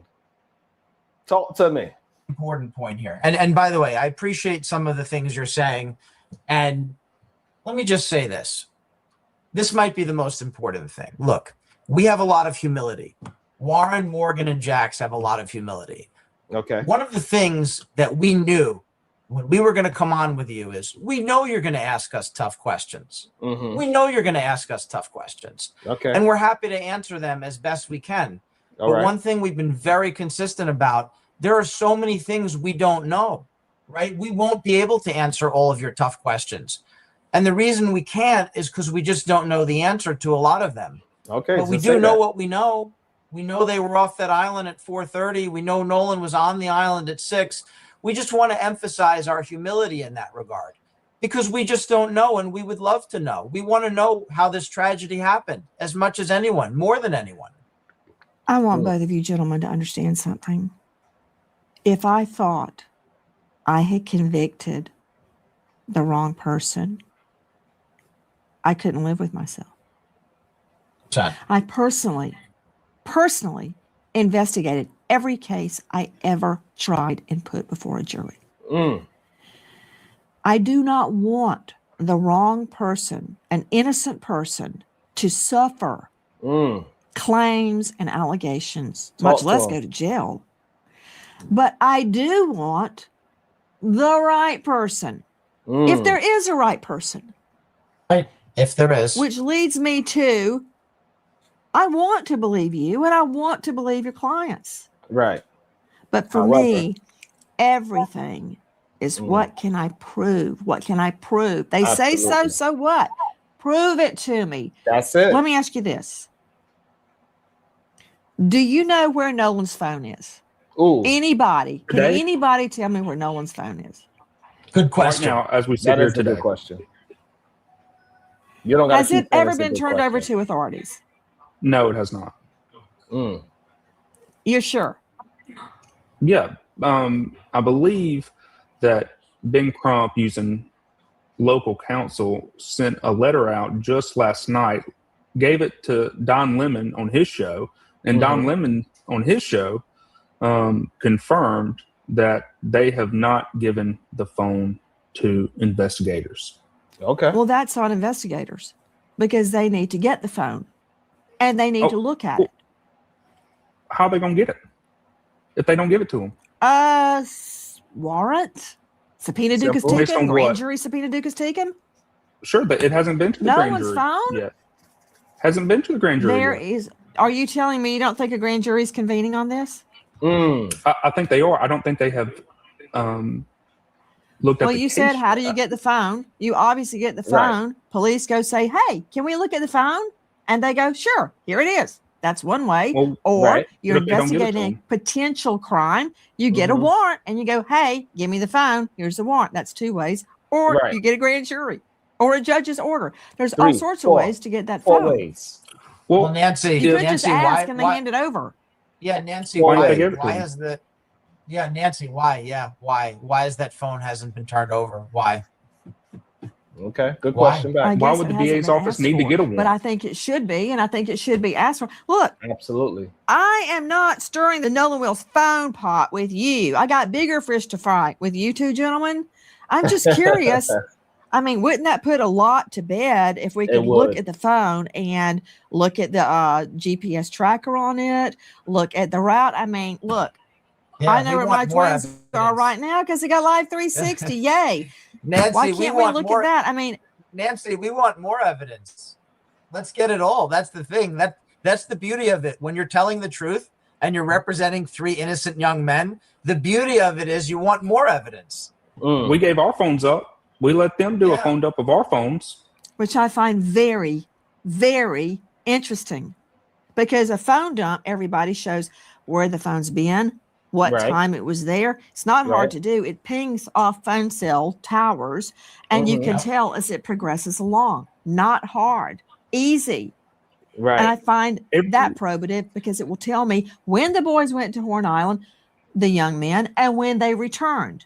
It's Right. better than an eyewitness to me. Tyler, What else? Great point, Nancy. And I just want to say, hey, we got over 400 votes, but we don't have over 200 likes. Make that make sense. We have over 400 votes, but we do not have over 200 likes. Please hit the like button. It just says that you are here, and it lets everybody know that, hey, we are having a dope time. We're having a discussion, whether you agree or disagree. That's all good. Nobody's being timed out. We're having a conversation. We're watching. We're enjoying. Hey, we should not have more votes than likes. We have participation. Please participate in the chat. Participate in the likes. Please and thank you. It's not that difficult. Else do you have to add? Nancy, we have told you, we've told everyone we could, we've shouted it from the rooftops. The same story over and over again. There's no other way to say it. It's like banging our heads against the wall because nobody, at least in the online atmosphere, will listen to it. We've said the same thing over and over and over again. Right. We can't say it any other different way. That's the truth. The truth is what it is. Hi, guys. Nancy. Shout out to that. Is it more?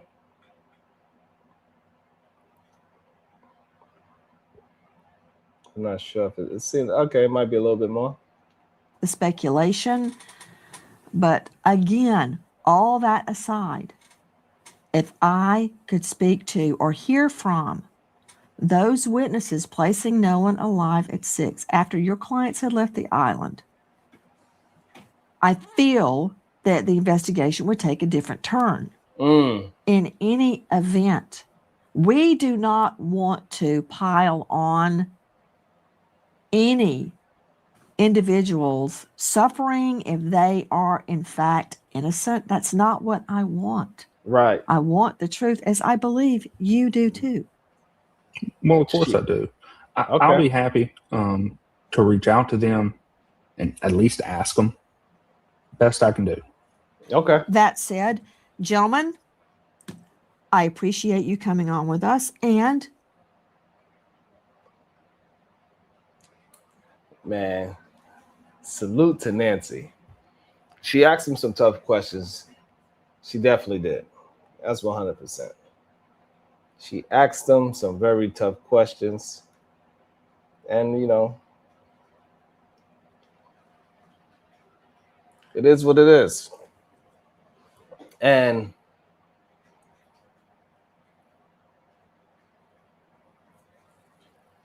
yeah, but we understand that he is a possibility that he drowned, but how did he drown is the question. We know just because you drown doesn't mean somebody didn't force you to do so.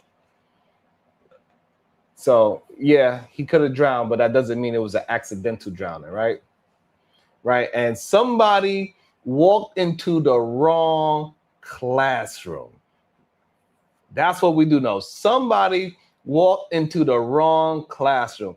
Ladies and gentlemen, we watched this conversation with Nancy Grace, you know, Officer Tatum, and these lawyers, and I realized something. Some people thought they were showing up for an interview. That's what they thought. Nancy Grace apparently thought everybody had been subpoenaed.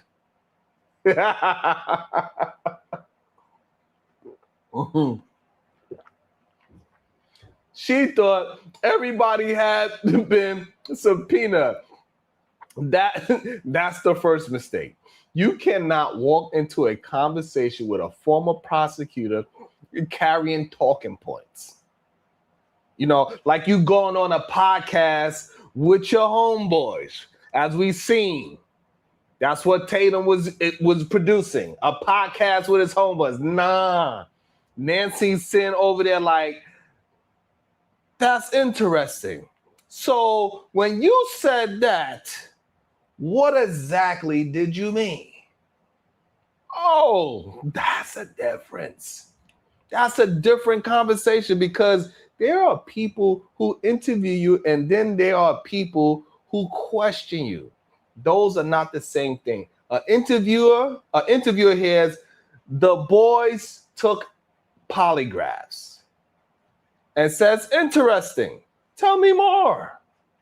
A prosecutor hears the boys took polygraphs. Polygraph? You sure about that word? Because prosecutors understand something regular people sometimes don't, right? Words matter, not vibes, not what you were trying to say. We don't care about what you was trying to say. Not what somebody told somebody who told somebody else. What actually happened? And that's when this conversation started getting a little uncomfortable, because Nancy Grace wasn't really debating them. She was doing what prosecutors are trained to do. Slow the story down and make every claim carry its own weight. And that's good? Yeah,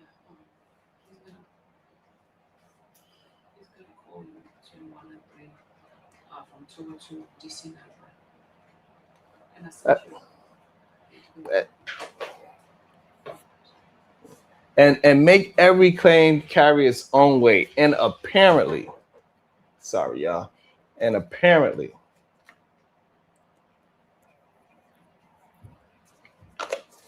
make sure y'all hit that like button.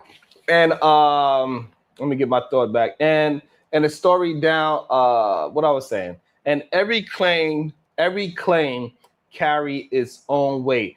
And apparently, some of these claims have been skipping leg day.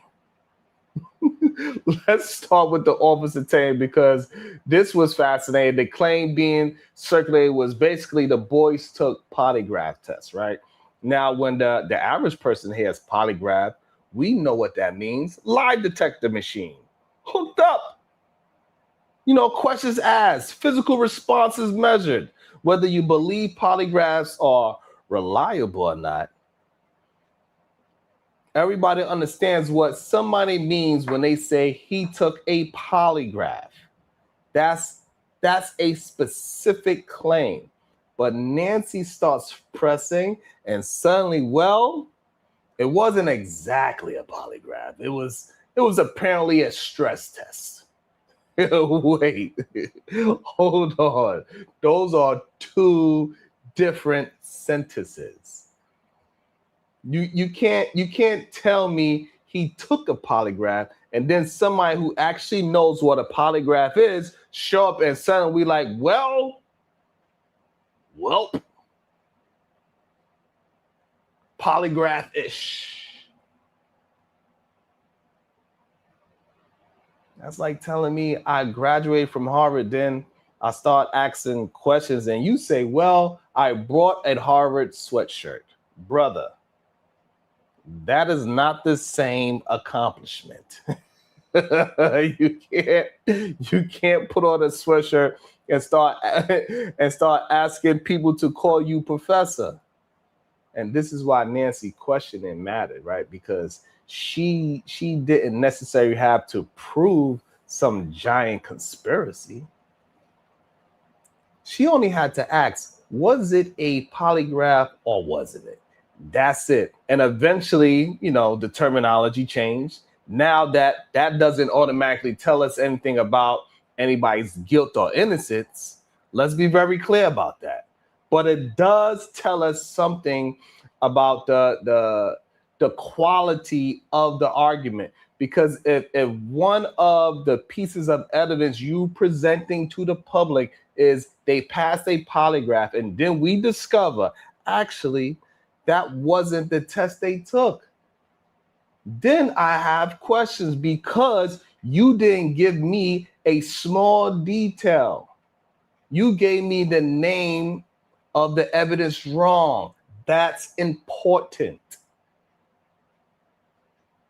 This is why, This is why sometimes, lawyers can be irritating, because regular people communicate through meaning. Lawyers communicate through words. Regular persons, you know what I meant. Lawyer, actually, that's precisely what we're trying to determine.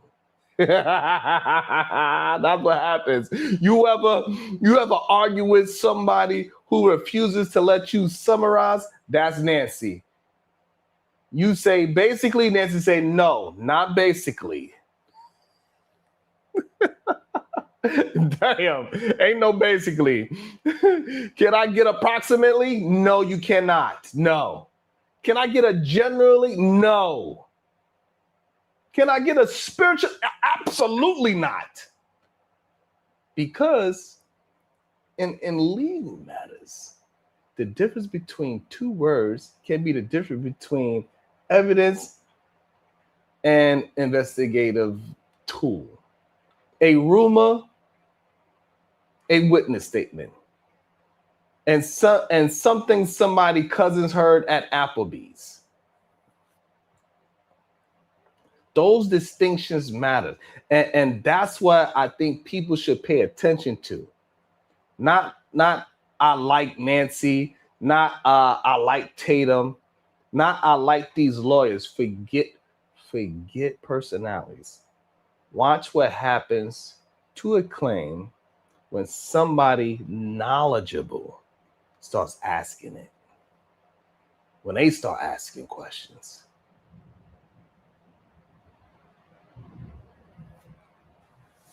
Because here's our bigger problem. The internet loves, version number one. Version number one is always incredible. They took polygraphs, post it, tweet it, make the thumbnail, everybody goes live. 3 million people hear version number one. Then 2 days later, correction. It wasn't technically a polygraph. That correction only gets 14 views. 3 of them are the person's family, you know what I'm saying? And that's how misinformation works now. The accusation takes an Uber and the correction walks barefoot. By the time the correction gets there, the accusations already got a podcast. And that's why when we covering something this serious, you have a responsibility to get the details right, because people are building entire theories from these details. One inaccurate brick, another inaccurate brick, another unverified witness, another misunderstood test, and pretty soon you built a whole house. And then somebody comes along and says, that brick isn't real. That brick isn't real. And everybody gets mad. Everybody gets mad. Why are you trying to destroy our house? I'm not.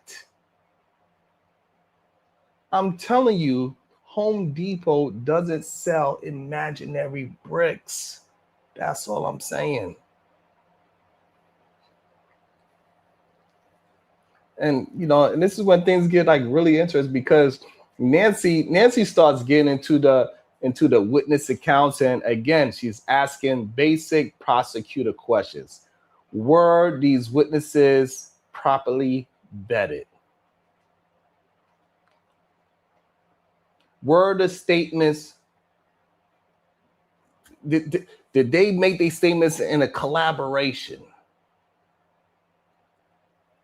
What are proper procedures followed? What exactly was done before these accounts were presented publicly? Those questions matter, because there's a huge difference between a witness said something and investigators established that the witness account is credible. Those are not interchangeable. But on social media, oh yes, they are. You know what I'm saying? Online, somebody saying something is evidence, somebody posts my cousin's girlfriend's barber was there. Internet breaking news. No. That's not how investigations works. A witness isn't automatically reliable because they exist. Make sure y'all hitting that like button, hit that share button. If you have 99 cents, I will appreciate it. People misremember. People exaggerate. People misunderstand. People hear things secondhand. People insert themselves into cases. Sometimes witnesses sincerely believe something happened differently than it actually happened. That's why you vet them. That's why.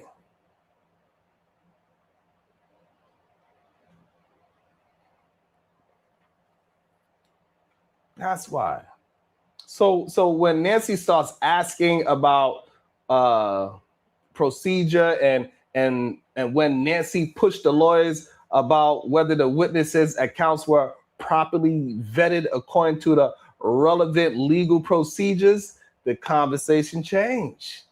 Because once again, now we're leaving YouTube world and entering lawyer world. YouTube world, we have witnesses. Lawyer world, how were they vetted? YouTube world, they told us what happened. Lawyer world, that wasn't my question.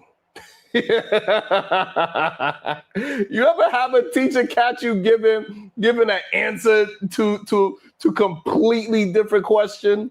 Teacher, why didn't you do your homework? Kid, my grandmother really loves me. That's beautiful. Why didn't you do your homework? That's what good cross-examiner does. That's what actually happens, right? They don't just let you escape into a neighboring answer. And that's what this man with Cox on his forehead, he was attempting to do, but Nancy kept on checking his ass. Nancy kept on checking his ass. They bring you right back. They bring you right back where they properly vetted, right? Well, they were properly vetted, but were they? Properly vetted? Eventually, everybody starts looking like everybody started looking like they was Zoom had an emergency exit button. He wished that interview had a oops, my bad. Nah, you here with me. I got you for 1 hour, and you all mine. That's what Nancy said. She said, I got you for an hour. You know what I'm saying? And her prosecutor brain, right, is powerful. And the power of that prosecutor brain, and this is what people underestimate, I think, about people that's like Nancy, right? You can dislike her, you can disagree with her, you can think she's too aggressive, you can think she's she sensationalized cases. Fine. But the woman spent years prosecuting cases. That trains your brain differently.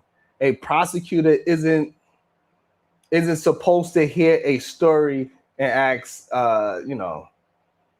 does it sound good? They're supposed to ask, can I establish this? That's completely different. And that's why she kept like grabbing little words: polygraph, witness, evidence, procedures, because each word carries a burden. If you say, I think, fine, that's your opinion. If you say, a source told me, okay, now I want to know the source. If you say a witness confirmed, whoa, now we moved up a level. If you say the evidence proves, stop. Now everybody needs to pull over because proof is expensive, right? You can't throw that word around like it's free. You just can't. Make sure, man, I'm cooking right now. Hey, look, I'm cooking right now. I'm doing my damn thing. Make sure you hit the like button. Because I'm cooking up right now. I ain't going to lie. You know, I know I got to toot my own horn because for some strange reason, y'all don't want to hit because that's how you toot the horn. Like, damn, you all, brr, brr, brr, brr.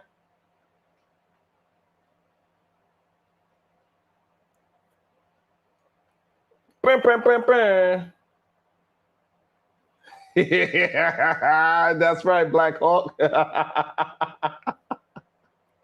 Because the reason why Black Hawk, because social media destroy the burden of proof. This whole thing to me exposes something bigger. Social media has completely changed how people understand evidence. We don't investigate anymore. We assemble narratives. We pick conclusions first, then go shopping for facts. You know what I'm saying? It's like conspiracy Instacart.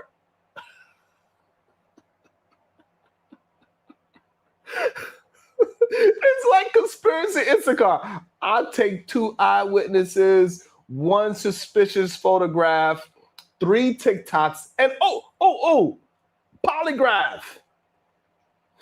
Add that too. Add that too. And and then somebody says that wasn't actually a polygraph. Oh, can you remove that item out, please? Thank you. Fine. Fine, you can remove that item out. Well, we still got the witnesses. Were they vetted? Remove item. Remove that item too. Damn.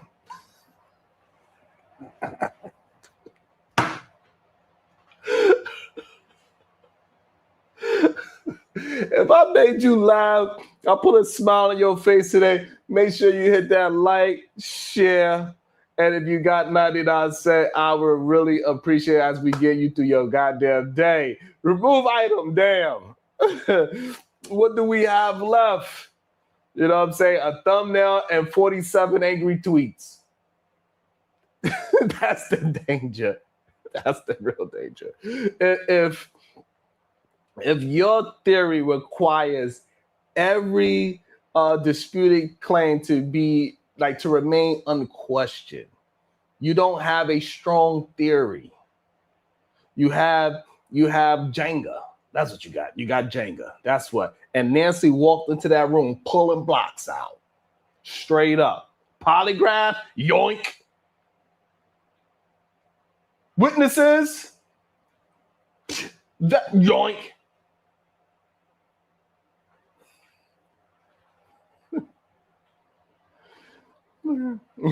Everybody's like, Nancy, stop touching the tower. And Nancy like, I'm just asking questions.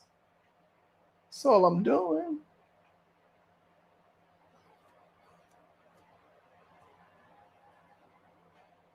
Word? Okay, maybe I'll check that one out the next time. You know what I'm saying? And questioning the claims, not defending somebody. And this is another thing people have to understand.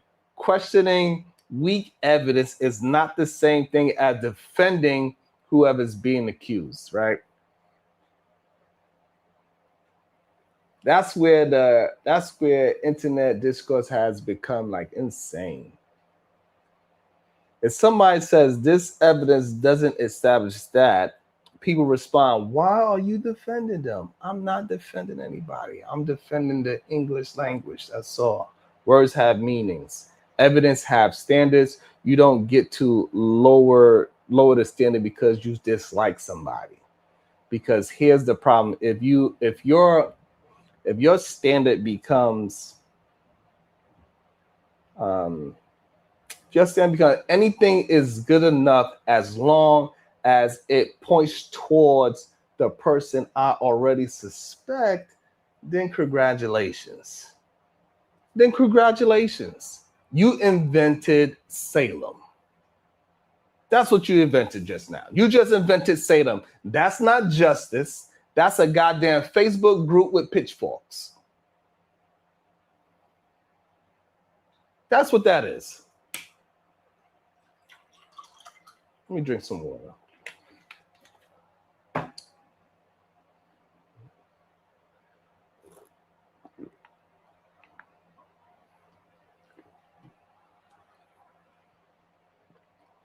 And you know, and the stress test thing, that really mattered. You know what I'm saying? That really mattered. Let's go back to that test for a second, because somebody's gonna say, let me see what we're looking at with these likes before we move forward. Let me see where we at with these likes. Cause y'all tripping.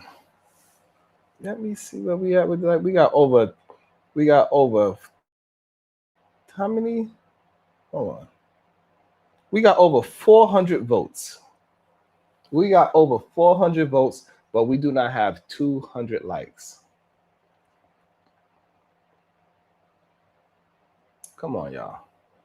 How we got over 400 votes, but we don't got over 200 likes?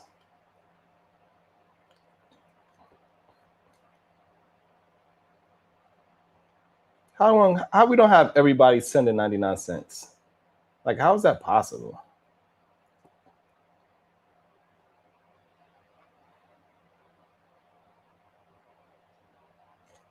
Like, how is that possible?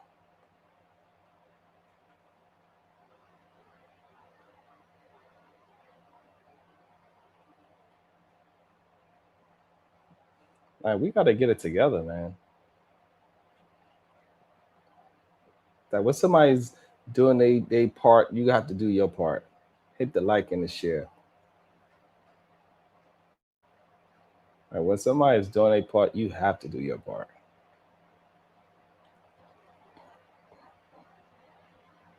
Like, it's really that simple.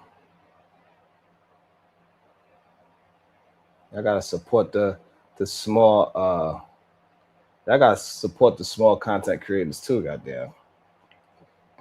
Not just the famous ones. I can't just support the famous ones. The famous ones, they get 100. This same video will get 100,000 people in the chat at one time.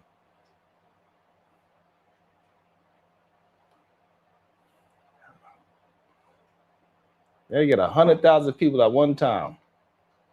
All I'm asking is for another couple of 100 likes, a couple of 99-cent super chats. If you never donated, this is the time to do so. Right? This is the time to do so. And I get it. People are going to say, Sharon, you're arguing semantics. I'm not. No. Sometimes semantics are the argument.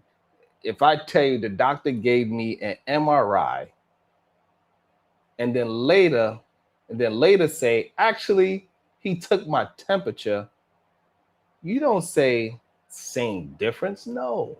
Both are medical procedures. That doesn't make them interchangeable.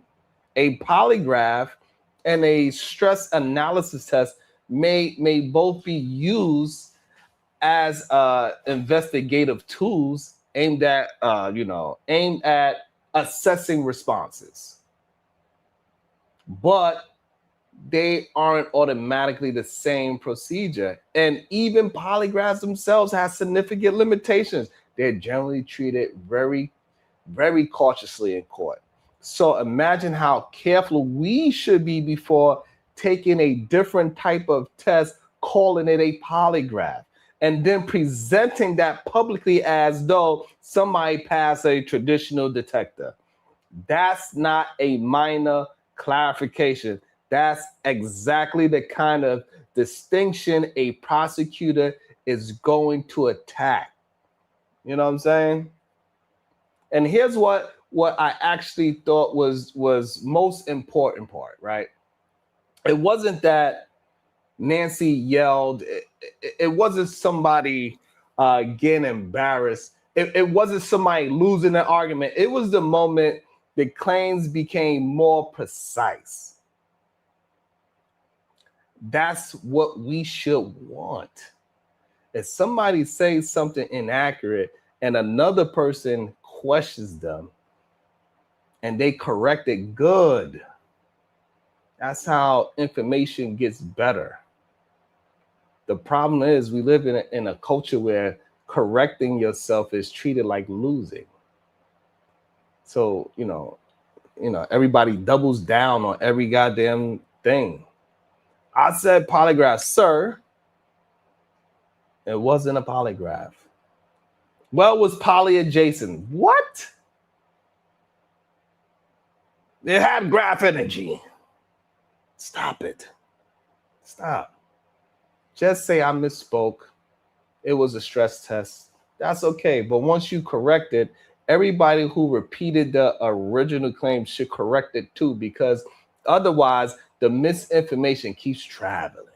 Same thing with the witness, and the witness issue deserves exactly the same treatment. If the attorney acknowledged that the witness account weren't vetted in the way Nancy was describing under the under the applicable procedure, then that's important context. It does not necessarily mean, therefore, every witness is lying. That's another leap. Don't do that either. It means the reliability of those accounts haven't been established merely because somebody repeated them publicly.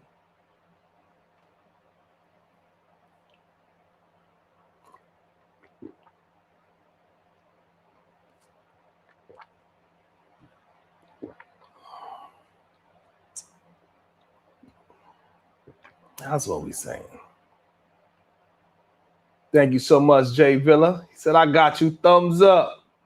Shout out to Brother Numpsy. He put in his 99 cents. He put his dollar in. Make sure you be just like Brother Numpsy and put your dollar in too. How much you got on my 40?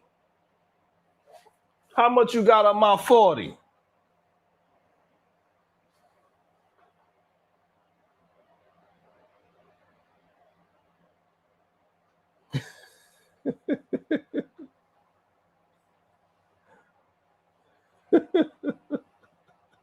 No doubt, Brother Noopsy. You know what I'm saying?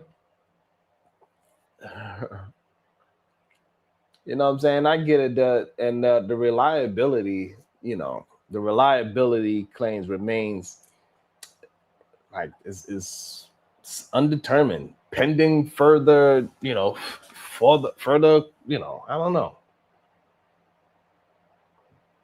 It's all good. I understand. My mother didn't even click the goddamn. You know what I'm saying? I be looking for like, shares, and 99 cents. My mama didn't even click it. It's okay. I get it. But somebody, I know one thing, somebody got humiliated. You know what I'm saying? Welcome to YouTube. Nancy was doing what everybody should have done. Here's why I think Nancy's questions was useful. She forced everybody back toward the fundamentals. I love that about it, right? She went backwards into the fundamentals. What do we know? How do we know it? Who said it, right? Was that person vetted? What was the information? Did they collaborate? What test was actually administered? Who administered it? Brother Noopsy, for the future savings.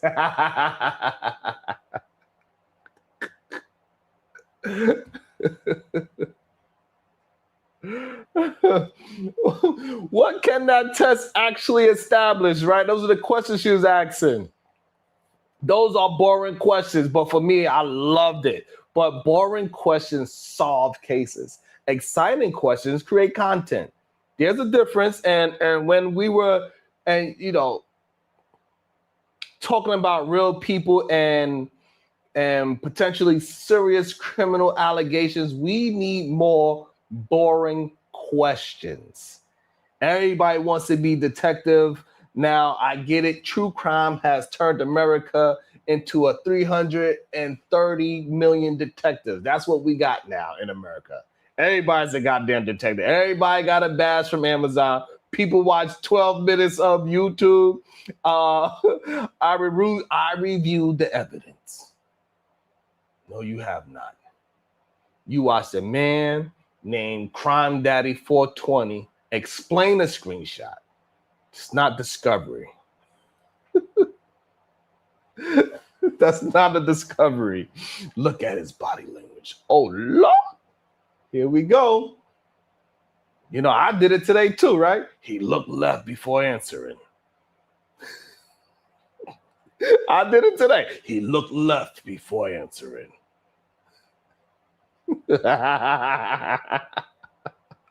Maybe his cat was over there. I don't know. She touched her nose. Maybe her nose itched.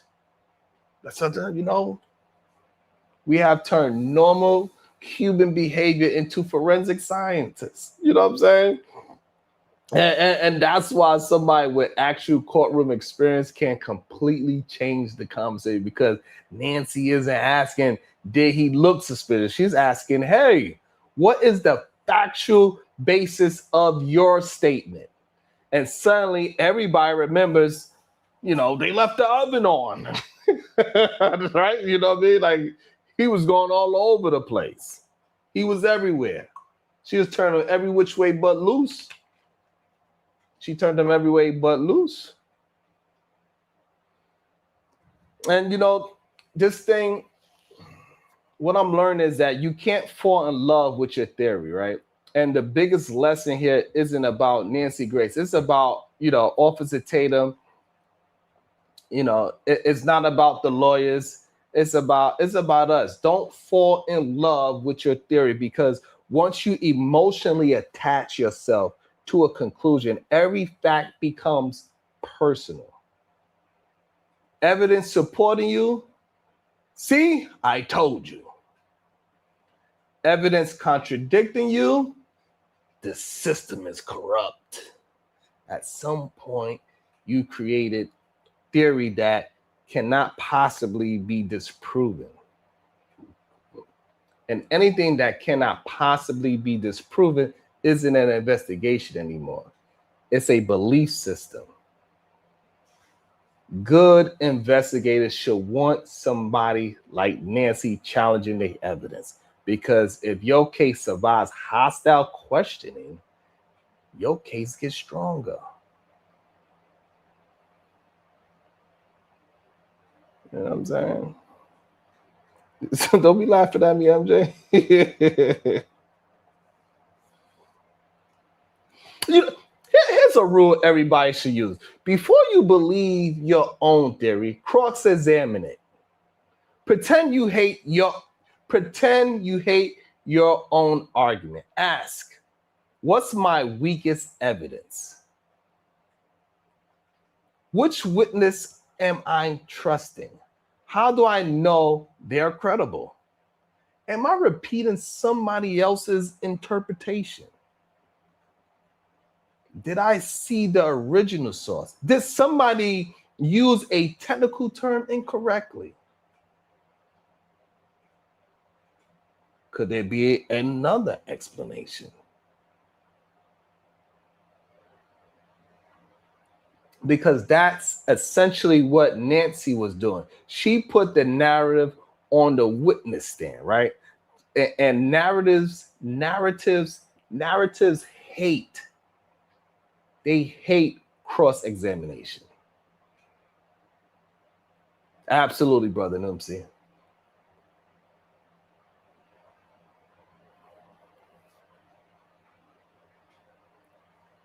Narratives want podcasts. Narratives, they want live streams. Narratives want TikTok. You know what I'm saying? Narratives do not want. Can you answer yes or no? You know, they hate that. We know when we get them to start making clear distinctions. Can you answer yes or no? Nothing scares a 3-hour YouTube theory like yes or no.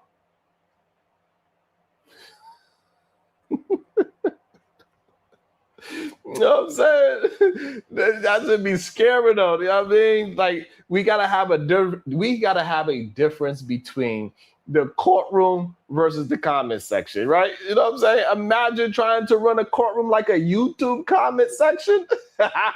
Judge, counsel, present your evidence. Attorney, Your Honor, everybody knows. Judge, how does everybody know? It's all over Twitter.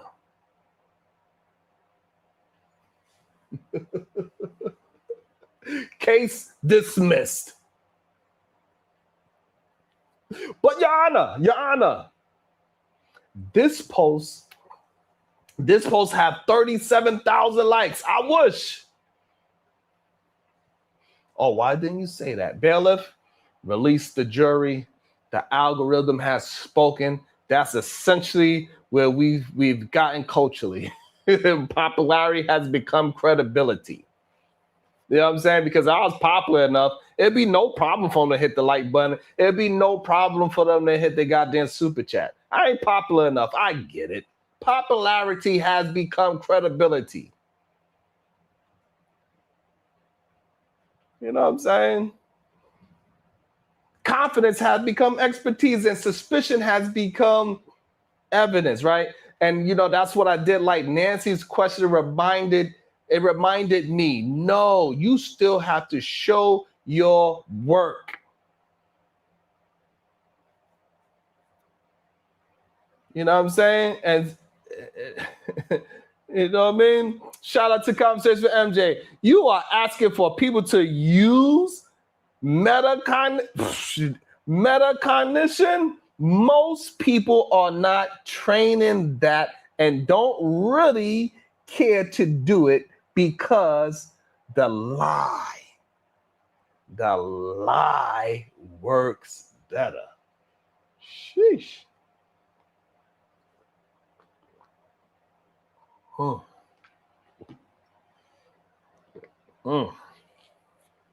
Damn.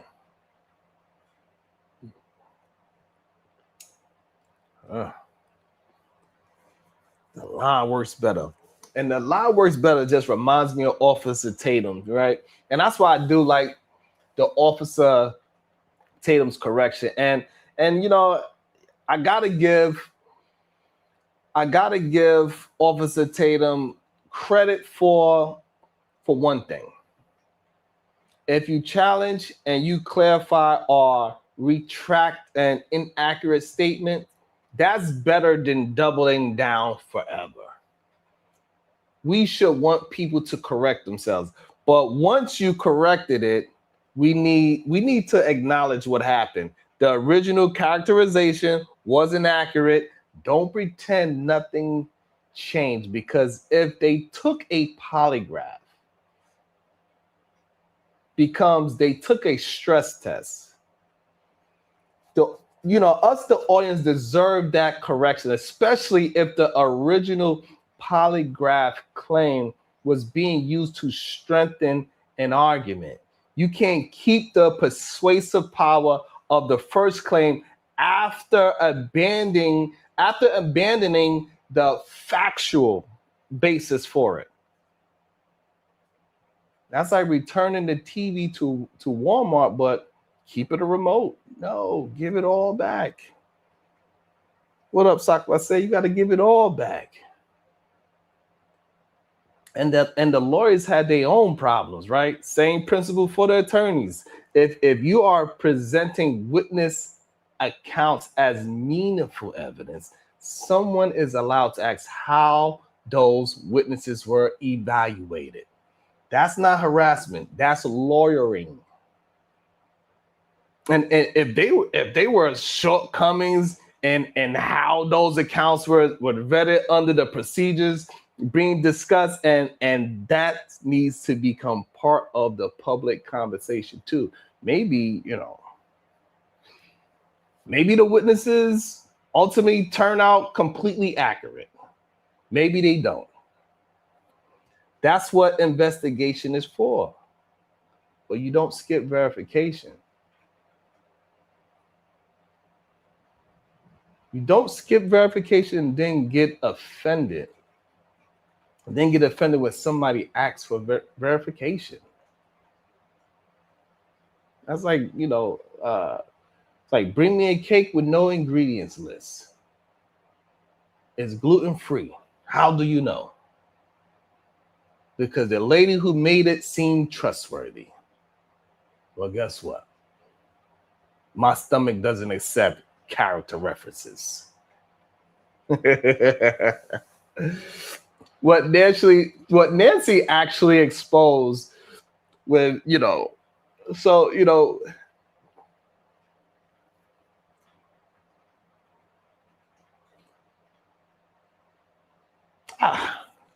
is what it is. Y'all let me know what y'all want to do. Let me see where we at with the likes. Let me see. Did we hit 200? Nah. We still need 25 more likes. We still need 25 more likes. We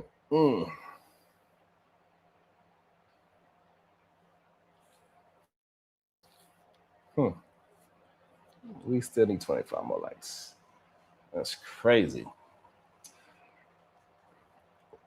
You know what we're gonna do? While y'all hit the like button, get that together, because I need to run to the bathroom real quick. I need to go to the bathroom. And y'all need to go hit the like button. There you go. This is some damn Wireless wake up show. We get it cracking, no acting. Say what you say, but bring facts with it. I'm Sharon Bracey, come face me. All love. But we saw the case be. Boom. Boom. Hey, this the Wireless wake up show. Lights on, case closed. With sips on deck, no capping. Just proof exposed. Facts. Challenge me, let's see what's happening. We don't pretend. Nah. Sharon Bracey, come face me. Truth gon' win. Night turns to evidence. Mics, receipts in the file. We talk that street gospel. Broadcast live. Wireless wake up show. The truth unfold. Ain't no games, we chasing facts, we taking hold.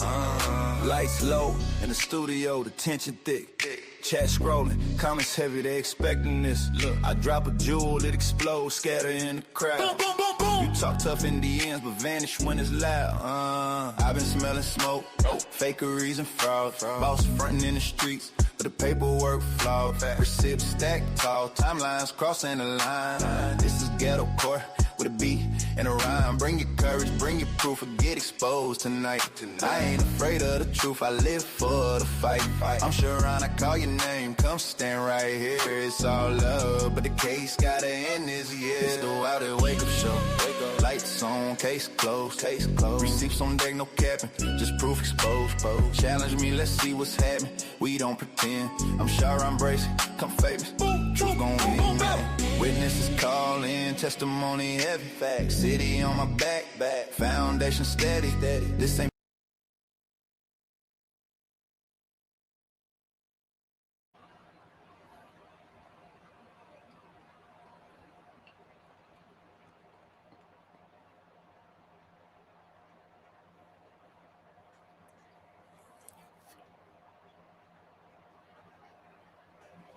because I don't want you to hear what they're saying. That's why. What you mean why? What you mean why, Lisa? Tell me why. Lisa, did you hit the like button before you asked me questions about why you can't do something? Why you didn't hit the like button, Lisa?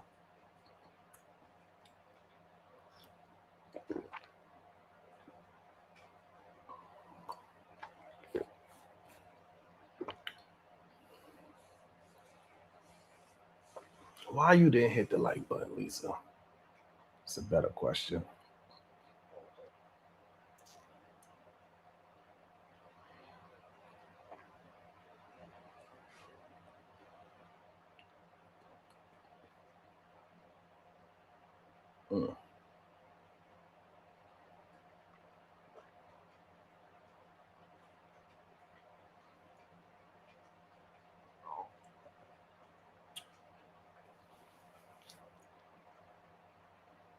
Y'all let me know what y'all want to do.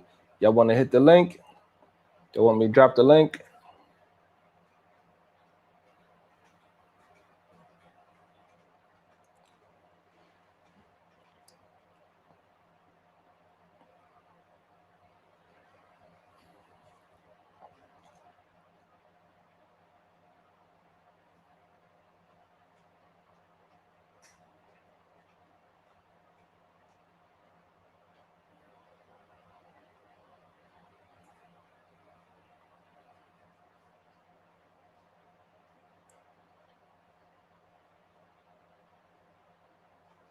Or y'all want me to just keep on doing my thing?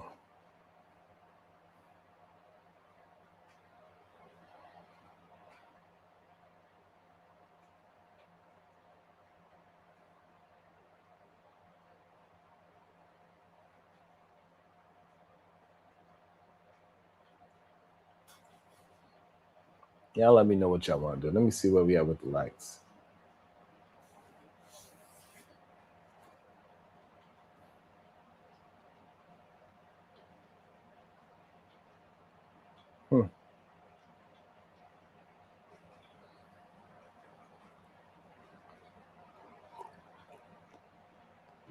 I also heard that I believe Andrew Wilson and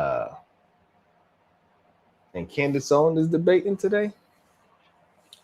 That should be good as well. That should be real interesting. I did 2.5 hours.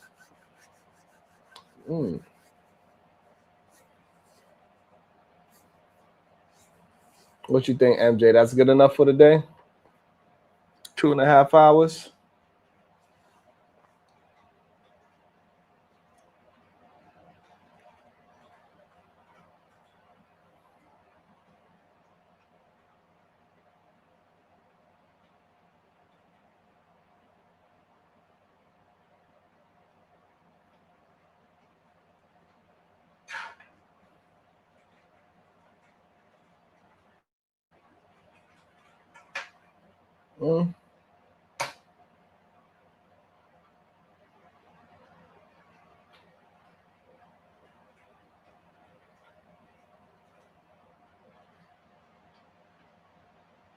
Drop the link? All right.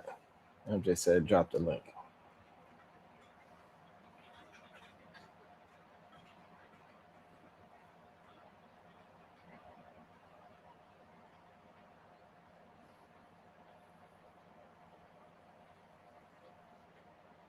Yeah, lucky MJ said drop the link.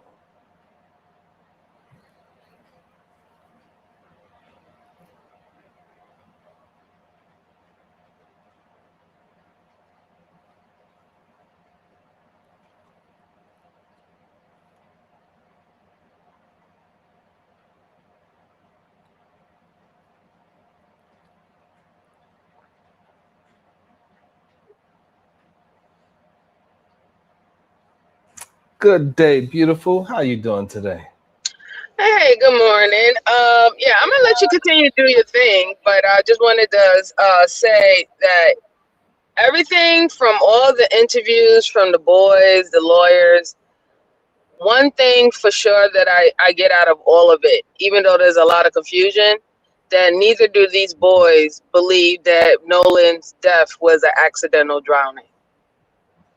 The fact that they keep on presenting this as they have to make cases for themselves, but if this was an accidental drowning that had nobody involved or no parts involved, why are you trying to make it seem like it's turned into a criminal case?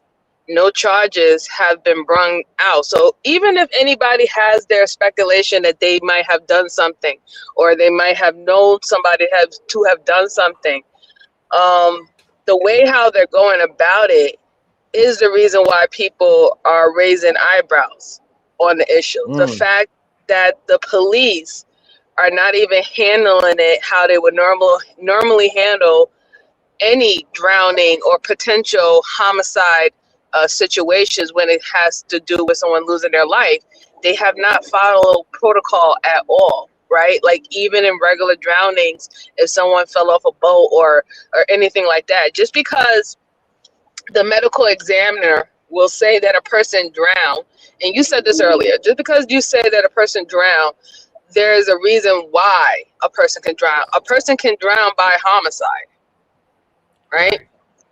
So a person they could drown by homicide. Hey, they can even drown by suicide. So now those two things are not capable of happening, and this is why you investigate to make sure that it wasn't a suicide, or if it wasn't a homicide, that it wasn't just a accidental situation, maybe a current quantum, who knows, right?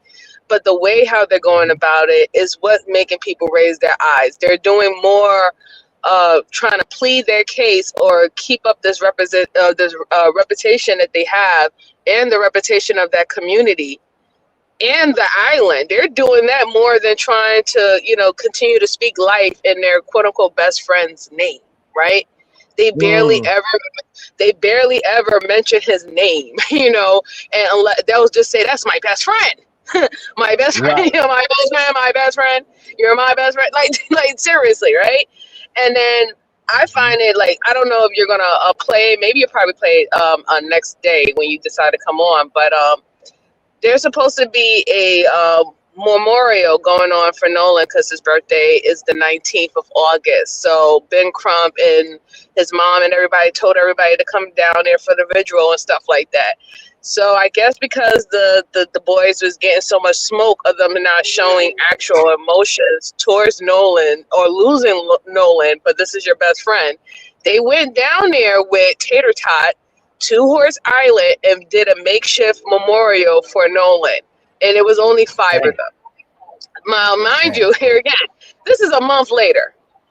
A month later, y'all did not show any concern. Y'all didn't share a tear. Nothing about Nolan. And in fact, you've been attacking his mom this whole entire time. You attacked his mom because she said that I don't know this man, because I don't really know you. Y'all never really been in my house. I've never really had conversations with you, and y'all attacked her as if she was the one, spewing the narratives. I mean, but she never blamed anyone for her death. She never even thought that her son's death was a murder. Not until y'all just started acting the way that you're acting, and also how the police was handling it. That's what made her draw up the concerns, So it's this whole thing. That's one of the biggest things I would say, because I don't want to start continue to ramble. I am rambling, but that's one of the big things. Though. You can ramble. God, I've been rambling for 2 hours. I know, but you've been doing good, and you've been putting things, into real perspective, because you're spot on when it comes down to how everything is online. You know what I'm saying? Like it really has gotten to the point that as long as you just put a narrative out there and you let the narrative breathe for itself, because you give it life. Once you put it out in the environment, that's it. Now it's the truth. Everything else stopped. And, it's sad, unfortunate, because there's a lot of things that have to get corrected later on when other things come out. And the person who initially do it don't ever want to correct themselves, right? They stand 10 feet down on whatever they said, and they just like to brush over it. But it was a big thing that, what Tater Tot said about the polygraph thing. He knows the difference between a stress test and a polygraph test. We give stress tests on so many different things. They don't even have to just do with like criminal background. You get stress tests when you go to the freaking doctor. Like what do you think when they tell you what's your pain level is between 1 to 10? What the hell you think that is? Right. They do it on the corner of 42nd. They do it on the corner of 42nd Street or in Manhattan. Like, come on. Right. There's hold this thing, Right. There's so many things that is considered a stress level test. And just asking them a certain amount of questions. And then on top of that, you have to take into consideration, whenever the stress level test was taken with these boys, they have to factor in that they have some type of anxiety in their system at this particular time, right? They're being questioned. They're saying that they don't know what's going on. Now they don't know what their friend is, or where their friend is at. Their friend is missing. So there is going to be a higher level of anxiety built in them than the average person, because they're going through an experience at that time. So you have to like literally remove that, or take a percentage away from that stress level test that you so-called quote unquote gave them. But the reason why he said polygraph, because he knows polygraph, the word polygraph holds weight. It holds weight. You know, it's perceived more authentic. It is perceived more professional and a standard, right? So you use polygraph to, you know, have people question, well, okay, well, they're speaking to the right folks. They're speaking to the right folks. They're getting the right things done. They're having, you know, standard procedures done. But quite frankly, no standard procedures has been done in this case at all, with no one. So my question is, if all the things that has been done in this case is standard, then I think it would be a good case for the CBC and whoever else wants to be involved to wonder why in many other cases that have to deal with other individuals, why wasn't these handled in this way? Which one is the standard now? Because the procedure is like, hey, even if you're just in the vicinity of a crime, they have the right to pull you, detain you for a moment and question you, right? If they feel that, you know what I'm saying? If they feel that you could have been involved in a crime, they can detain you. They can, you know, get search warrants to search your things, search your cell phone, things of that sort. All of that plays out, and that's without them actually having any physical proof.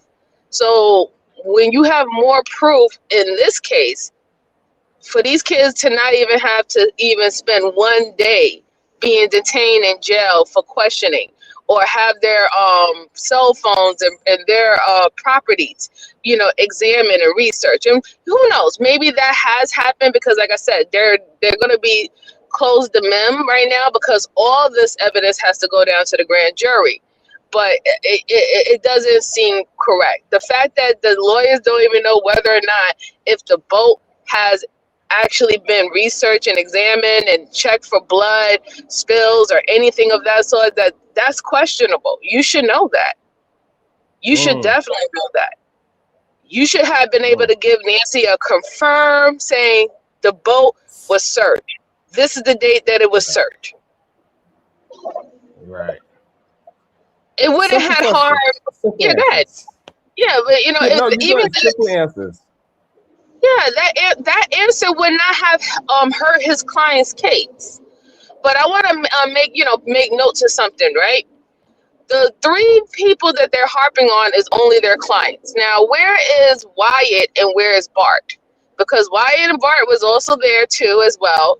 You know, we already made the connections of Bart's boat being there and Bart lying and saying that he was out of town, so he couldn't be there on July the 4th, but he was actually there. He was able to make it back, you know, to participate. I think that those three young men are trying to separate themselves from the other individuals that's a part of their group, because they probably might not have anything that can physically tie them to what might have happened to Nolan.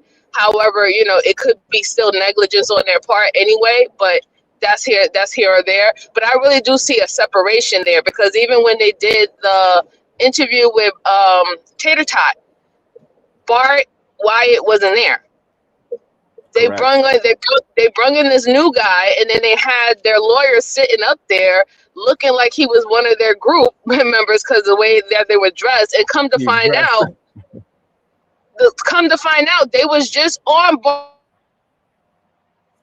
Horns Island before they went to do that interview. They were all on Horns Island on their boat around Horns Island. That's why they was dressed that way. So this is what I'm saying. Like, y'all are so devastated. Y'all so sad that y'all lost your friend. Y'all want to know what happened to Nolan more than anybody else and stuff. But y'all going on Horns Island and boating with your lawyer like it's a regular Tuesday on a summer day. Yeah, I'm not buying it. I like it.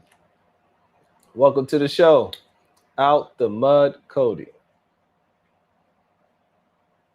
Sharon, what good with you, big dog? I'm doing good. You see me cooking up today? Man, boy, I was starting to give me a bowl of them noodles. I'm fucking with you.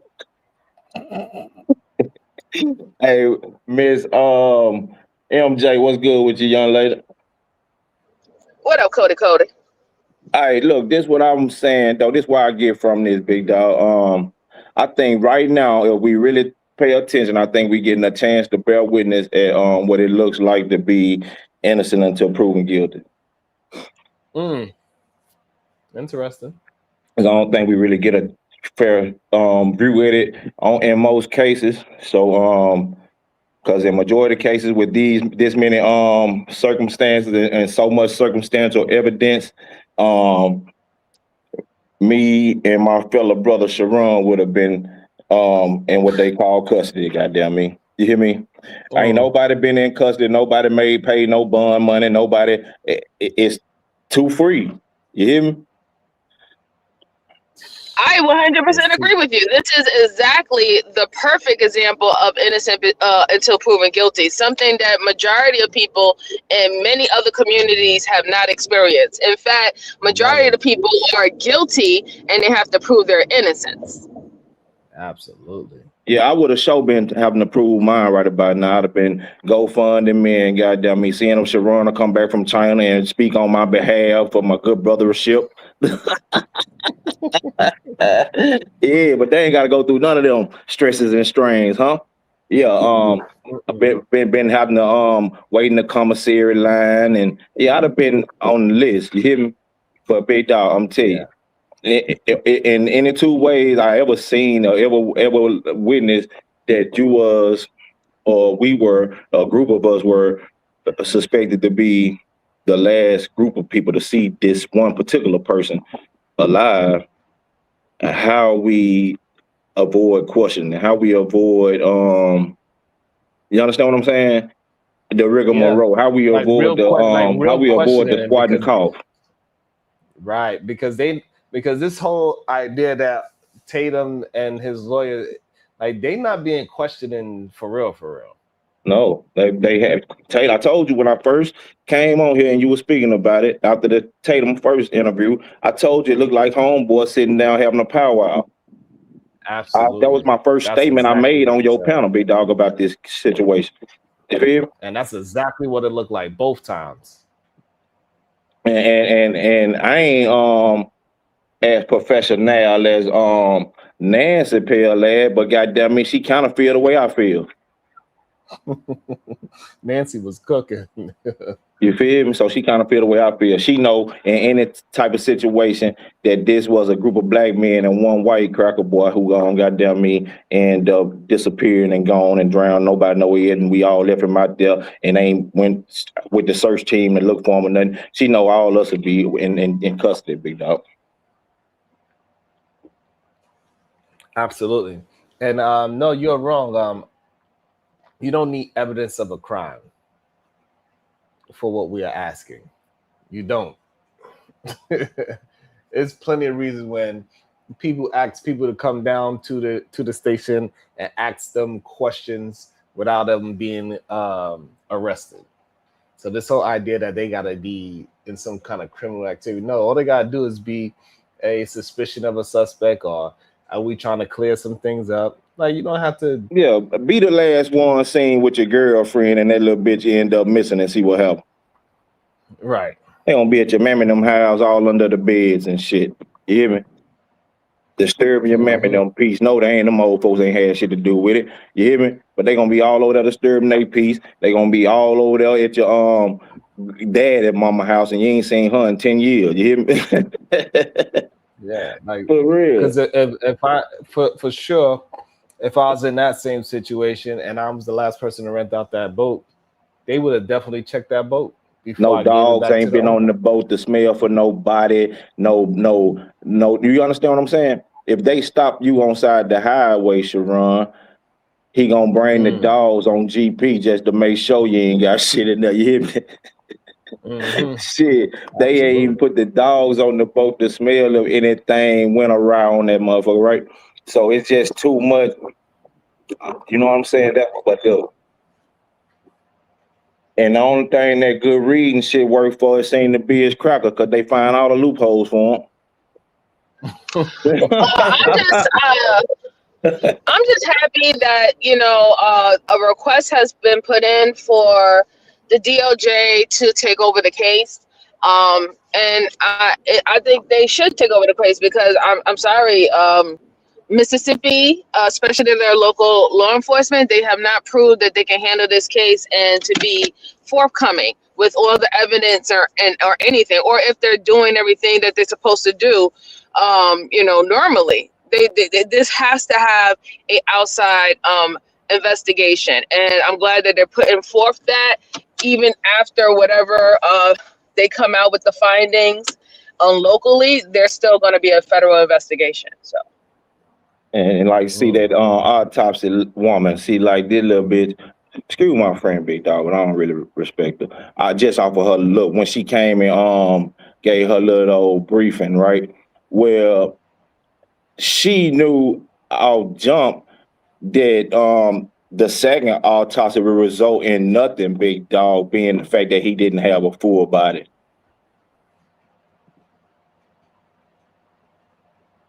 She knew he wasn't finding nothing that she didn't goddamn me representing her findings in the paperwork, right? So if it wasn't there in her paperwork, he wasn't gonna be able to find it without every piece of the goddamn. You get what I'm saying?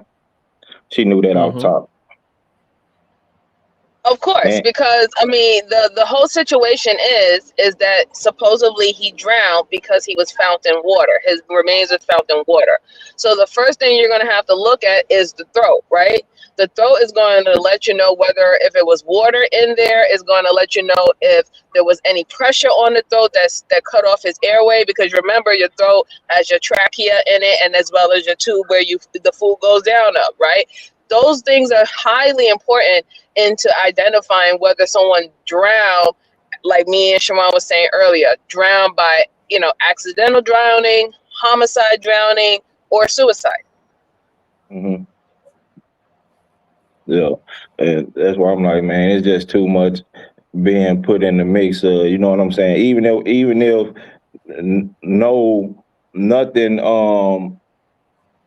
nothing malice took place, right? If nothing malice took place, then what's the purpose of not being willing to speak up for your friend? You understand what I'm saying? Yeah. I just think there's just a lot too much going on.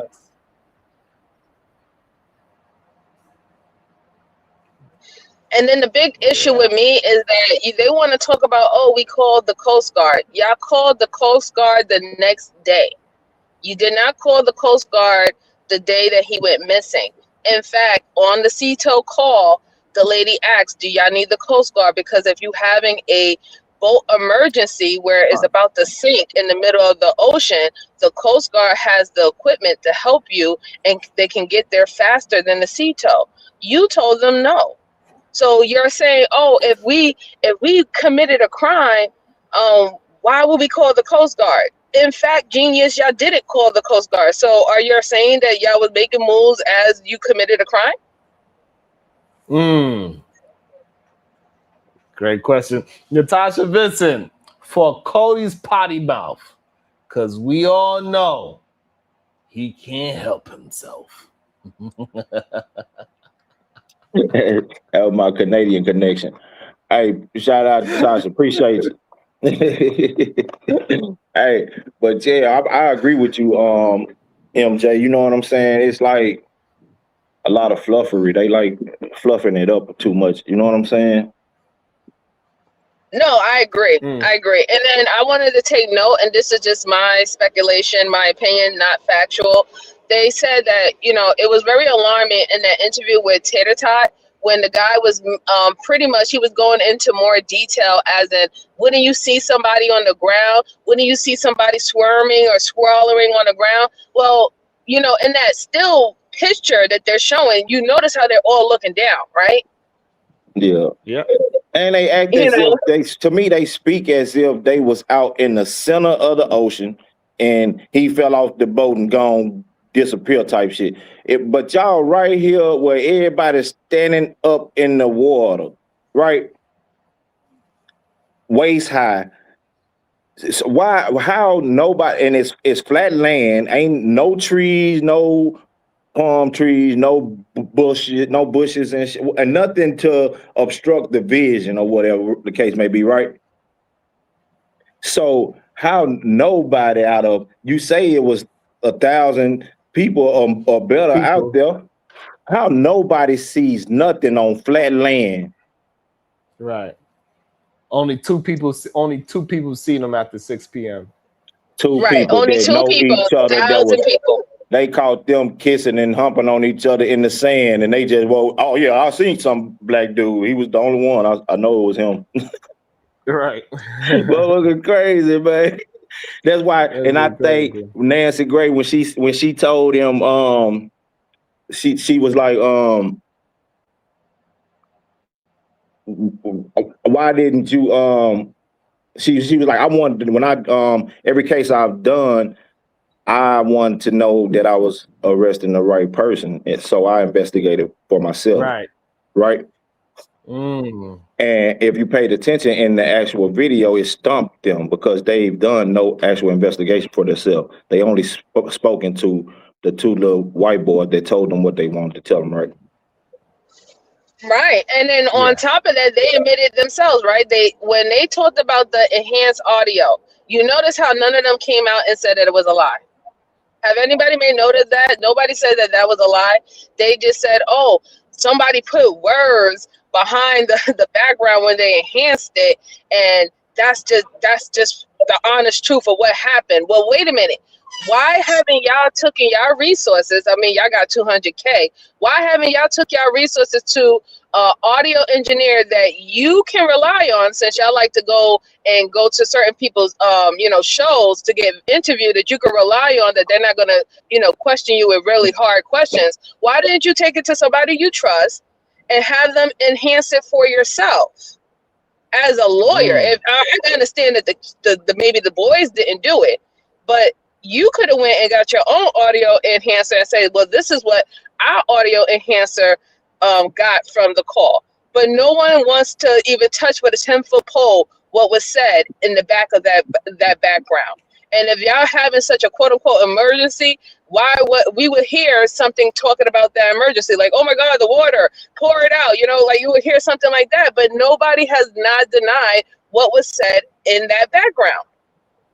They just literally try to brush over it all the time. Every single time you ask about that call, is, oh, well, let me tell you about this still picture. Do you look at the still picture? And too, MJ, with that voice analysis thing right in the background, it will be able to determine the rhyme patterns and of each individual voice that was on the boat, right? So it will be able to determine who was speaking at a certain point, right? Yes, and that's another thing too. Like, if they want to say that, let's say, for example, if they want to say that the call was edited, right, and maybe the words are not what the words are, that still confirms that the voices that you hear in the background were the people that was on the boat. Yeah, that's Nobody what I'm saying. nobody took their voices or found their voices online and said, you know what, let's just throw their voices back there, and that's what they were saying. No, that was actually a conversation that was being heard while the call was being made. So you can't say voices was placed in those spots. Correct. Correct. Right. Yep. And the fact that we all did it. If somebody butt dial you, we be listening extra hard, put the phone extra tough on your ear to make sure they ain't saying something about you. Yeah. Like, we all done it. Like, come on. Welcome to the show. Shannon Shaw butt dial while he was hunting on Michelle. I can't lie, bro. He had on panties while he was hunting. He butt dial while he was. Wasn't that Cody? That was. And I want to shout out to Udo and Go. He was performing in Harlem. He was singing all. He was singing all the Christopher Willis' greatest hits. I ain't know. I couldn't tell the difference between the two. I couldn't tell the difference between From the them. old school, bro. Dude from the old school, bro. What you was out there on your karaoke shit, Uda? Chris is the homie. Chris is the shout out to Chris, man. He's still sounding good, man. Still doing his thing, man. Shout out. Oh, Sharon was joking. That one, Uda. Huh? What'd you say, Cody? You wasn't singing? Oh no, I was out there at the Christopher Williams joint. You know Oh, yeah. You can't see the difference because that's something of the dream. You know, that's my joint.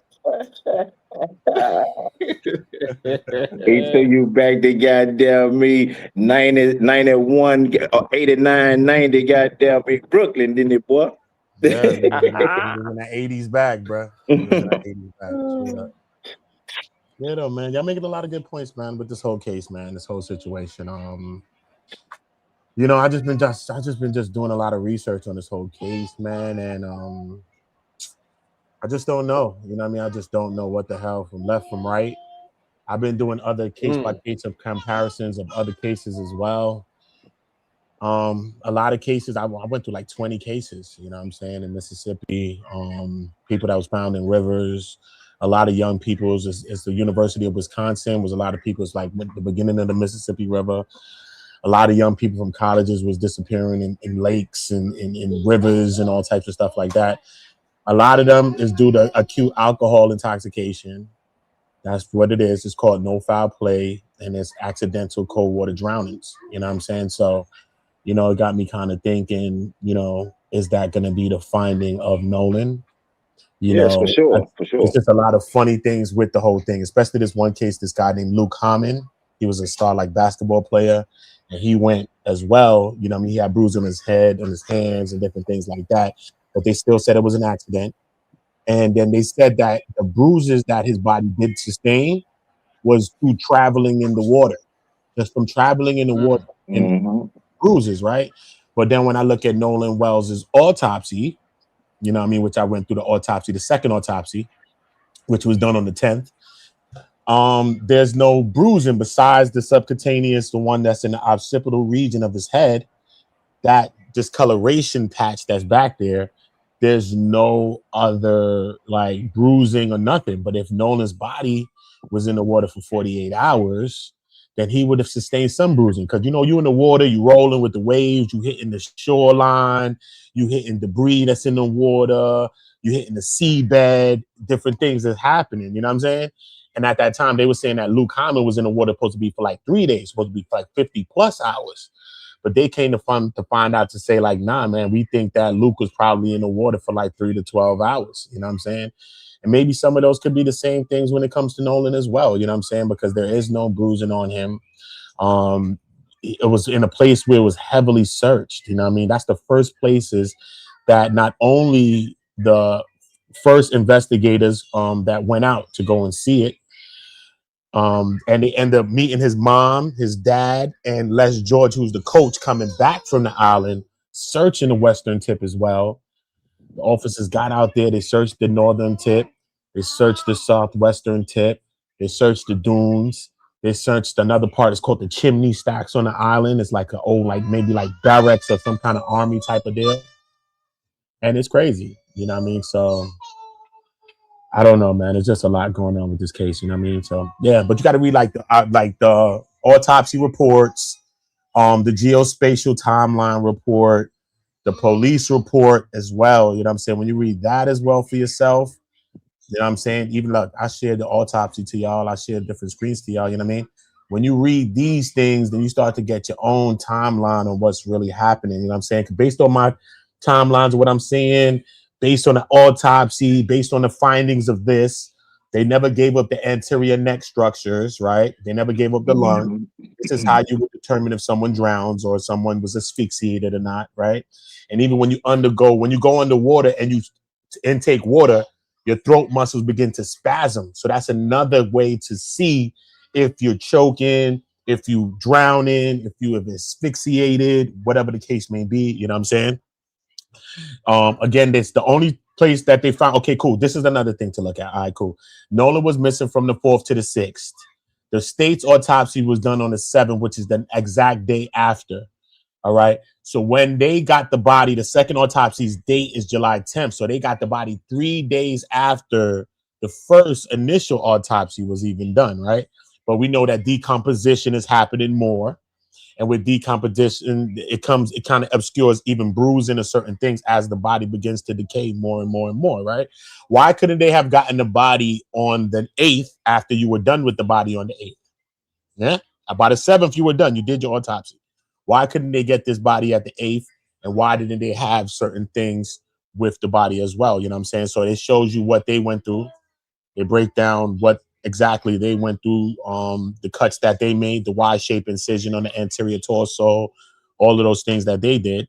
But this is something that kind of stuck out to me, which if he was really in the water as long as he was, then why is it none of this? See, no fractures, no evidence of deep tissue injury, posterior head dissection, focal area, which was of the red discoloration in the soft tissue of the back of the head, occipital region, no fractures, posterior neck dissection, no fractures, no evidence of deep tissue, rib exposure, no fractures, no deep tissue injuries, pelvic dissections, no fracture, no evidence of deep tissue injury, subcutaneous and deep tissue and soft tissue dissections of the back, the buttocks, and the arms and the legs, no evidence of deep tissue injury at all. You know what I'm saying? So was he in the water as long as he was in the water? Because just by being in the water, He you could wasn't get because bruises there's just a by 3 being in there. Yeah. from Amber. 3 to 5 days. From 3 to 5 days, the body bloats if it was submerged in water. The fact that they haven't even mentioned any bloating of the body or starting to bloat, and it was 2 days he was supposed to be in the water, means that he wasn't in that water for that long. And you're right about the cuts, the bruises. There was supposed to be cuts and bruises and stuff if he hit against a reef. We seen the pictures of the island is very flat. So, all right, I'm gonna say this. I might be reaching, but I don't give a damn if I'm reaching at this point right now, though. Look, from where we standing at right now in this situation, it don't appear as if they're making an attempt to at justice, big dog. You feel me? It don't look like they what trying justice to. you want and who you want justice for. Justice is happening, regardless if we see it or not. But it depends on who's it happening for and who's the justice being given to. You know what I mean? And it seems like justice is going more on the side of the young men and not of Nolan. You know what I'm saying? I just feel like that. You know what I mean? So, you know, I they don't already think that said the he's boys are heavily getting drinking. justice. You know what I'm I don't saying? think that the boys. Yeah, I don't think that the boys are getting justice. Right now they're just trying to. It seemed like a cover up, and I'm gonna be perfectly honest. It felt like a cover up, and the fact that a lot of their family members are connected to high people in high places, all within the Mississippi court system, that is something to be very concerned about. But that's what it looks like to me. It just looks like a cover up. But I would say at the end of the day, even if we per se might not get the justice for Nolan, we are opening up something that needs to be pretty much have their hands on. We need outside involvement in this. The federal need to start getting into a lot of cases that happen in Mississippi. I don't know if it's so true or not, but they said that they recently found about 200 bodies behind the sheriff's office in Mississippi. I have to check to see and confirm if that is true. But yeah, so this is opening up something that it seems has been going on for a very, very, very long time.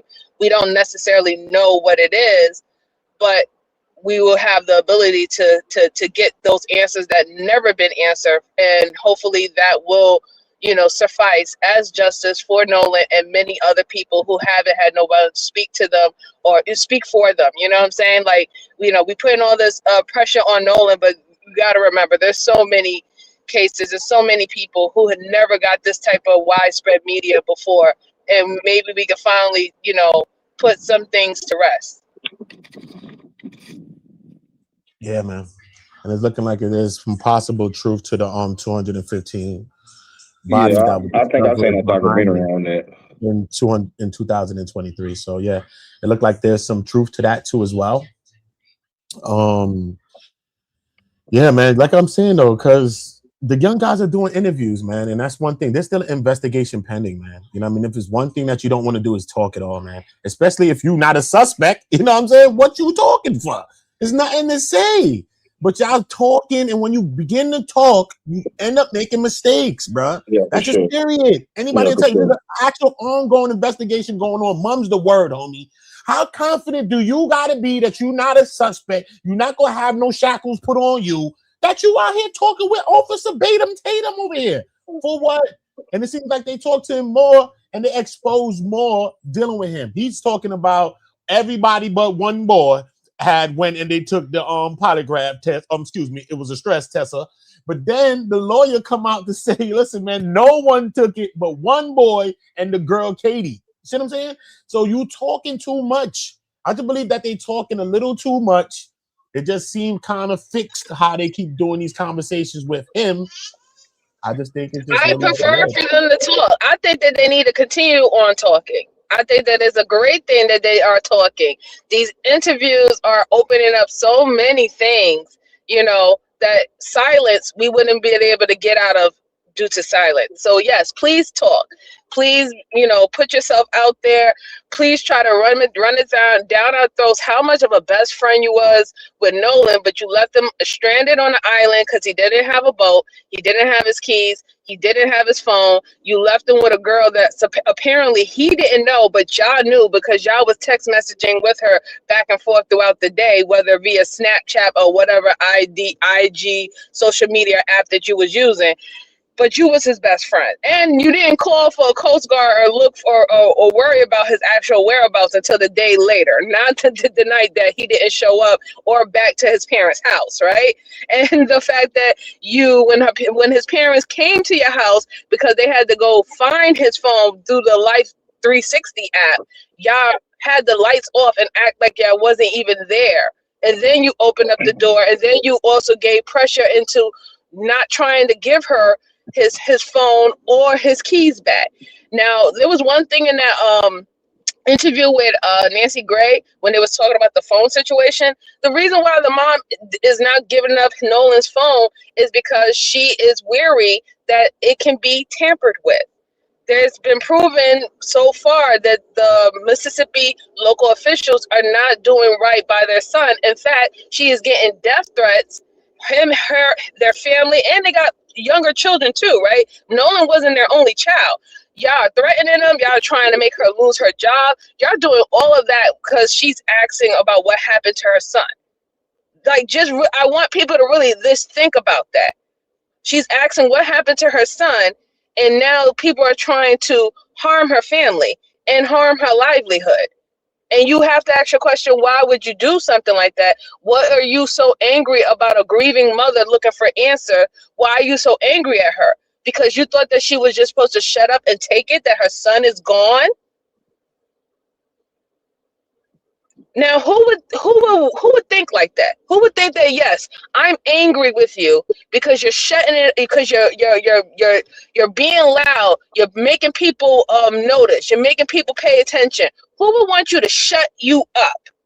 The villain or the suspect. That's it. That's all. Bingo! That's it. Who else wants you to be quiet besides that? It doesn't make no sense to me. That's it. Just the villain or the suspect. You know what I'm saying? But it's just mad shaky thing because come to find out, because when you read the police report, share the screen, Shamar.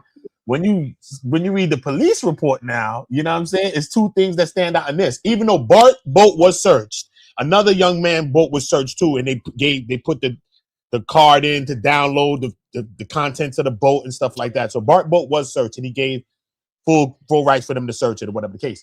But look right here, right? They said from before this line right here. Let's go to this first line here. Look, this line first. Look.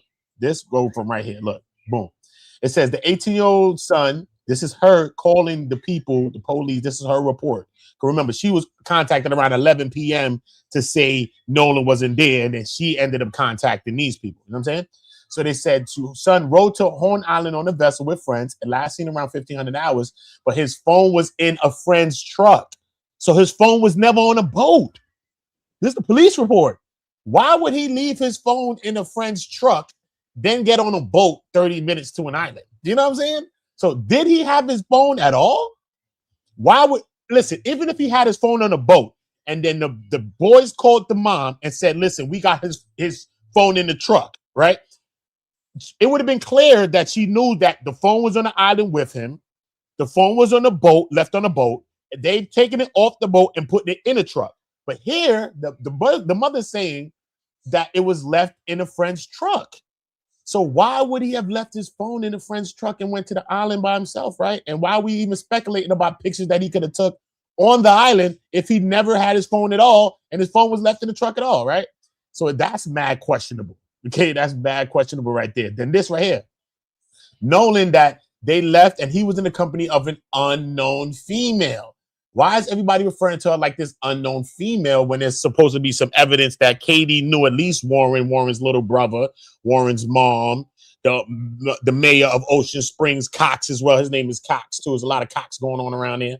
But you know what I'm saying? So why nobody know her now? And now she this unknown female, right? So it's like it's just so much suspicious things. But this for a fact that his phone was in the truck. Why is that even a part of the conversation if he went to the island with his phone and his phone was on a boat, right? And why didn't That's he bring because the phone they at all, were right? saying one thing. Yeah. That's because they've been lying. That's just the truth. They've been lying and they've been caught in their lies. And you know, it's really sad. It's really sad. Like I'm saying, like if you really didn't have nothing to do with your friend or you wasn't involved with it, you should have been the first in line to be out there really trying to go out and search for him, see what happened, asking people questions and stuff like that. You know, but the way how they've been moving on defense since day one. Like it wasn't even 24 hours before Nolan was found before they got lawyers. So like, you know, it's your actions. Forget your words. It's your actions. Have they ever been interrogated? Interviewed, I would think. I don't know about interrogated, but because they're not suspects. Yeah, by Officer Tatum. That's about it. And that ain't no interrogation. That's just a conversation. You saying they've been interviewed by the detectives? By police, because you can even see here in this line right above unknown female, several friends insisted that they didn't know who this woman was. You know what I'm saying? So you can see this is the police report. This is the first police report that's happening here. You could Google Nolan Wells police report, whatever the case, that'll pop up if you Google that. You could Google the geospatial timeline report. That's from the Navy or whatever the case. That shows the picture of all of the people on the beach, all of the boats, the spacing of the boats, and all of these different things. The supposed 2 witnesses that came out that said they saw Nolan. All of those things is in the geospatial timeline. You could Google that. That'll pop up for you. The second autopsy, there's Nolan Wells' second autopsy. That'll pop up for you. You know what I'm saying?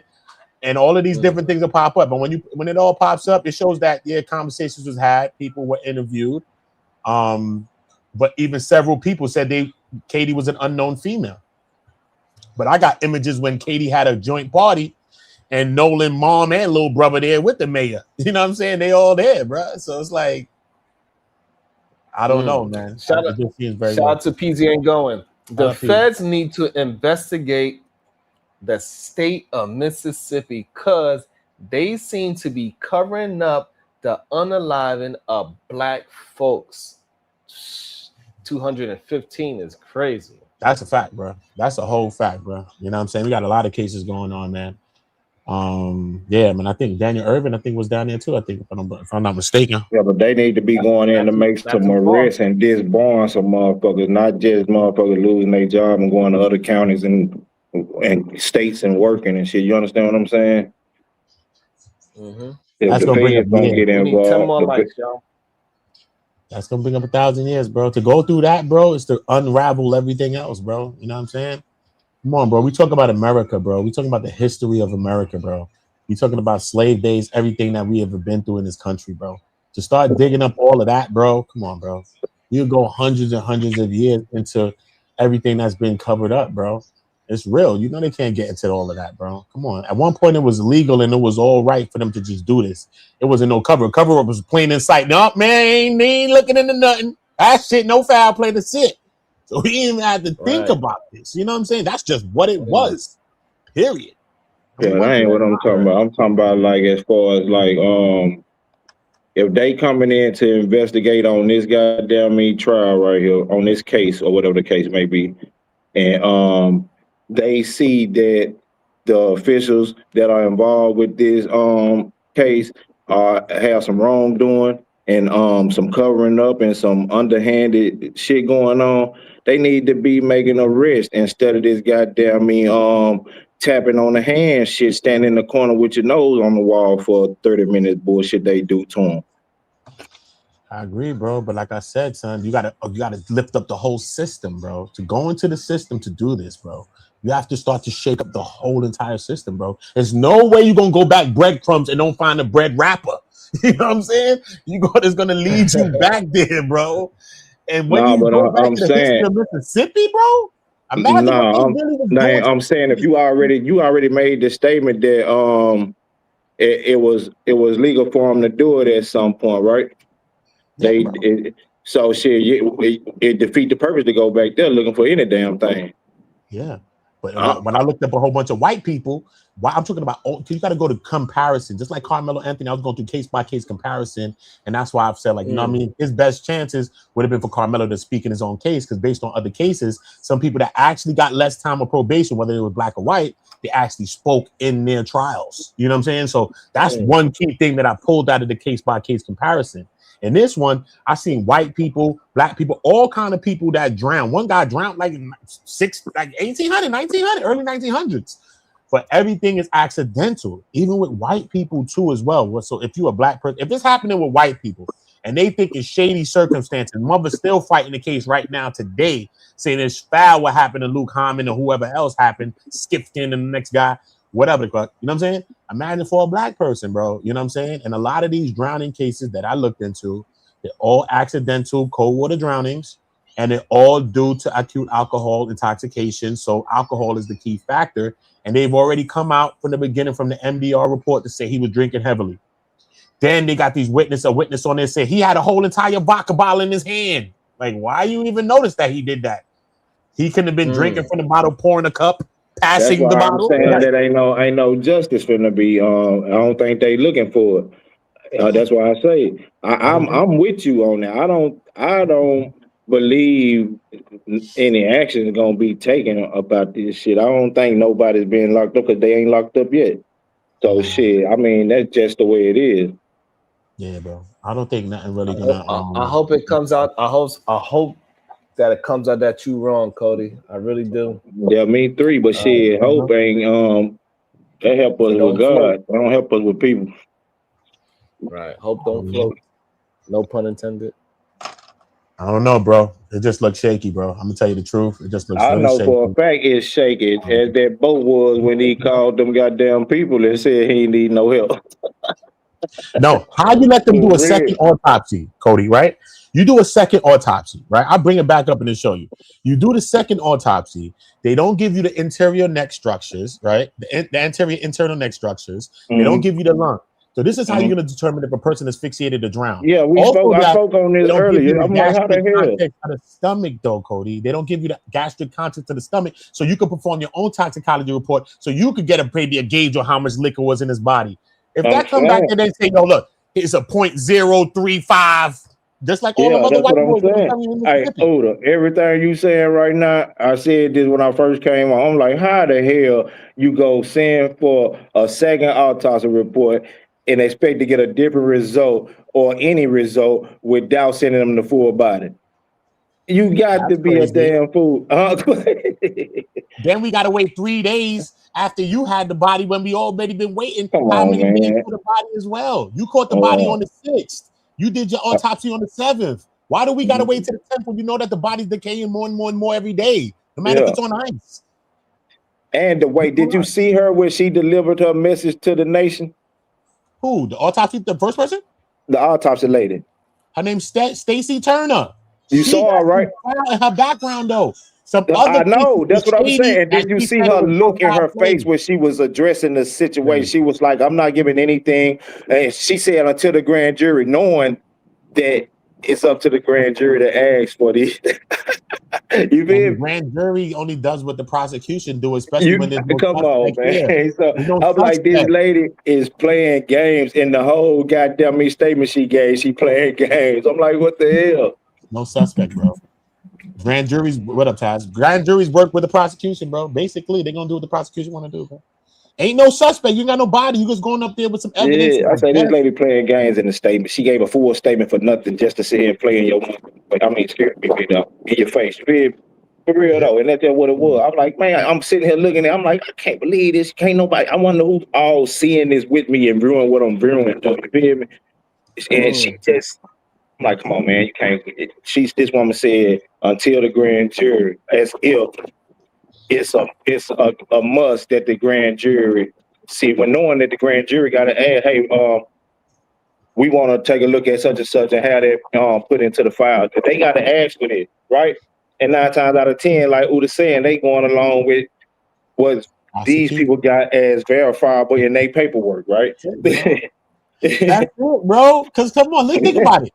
They wasn't able to do their own analysis of the throat, the internal neck structures of the lung. Rule this out. They never got no gastric content, so they can't do their own toxicology report to know how much he was drinking or whatever substance to know that. Mm-hmm. They never got a chance. So all of this is going to go to the grand jury, right? Whatever they say their findings are is what the grand jury is going to hear. So if they say, look, man, we ain't seen no foul play, no this, and that, that's what the grand jury's hearing. There's no suspect. There's no body here that they can say. I'm not talking about a physical body. I'm talking about as far as a suspect's body. Like this person did it. So there's none of that there. So they're only going to follow what the prosecution's going to say, bro. I'm just saying, 9 times out of 10. Yeah, bro. Welcome into the show. The GOAT. Good day. Welcome to the show. Taz, how you feeling? Taz, salute. I'm good, bro. What's up? I'm chilling, man. I'm chilling. I don't know, man. I hear y'all, man. I got kind of annoyed with this case, bro.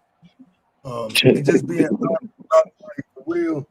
I feel like people on the internet did a great job in botching whatever investigation that could have been beneficial that can come from the internet. So let me explain. Damn.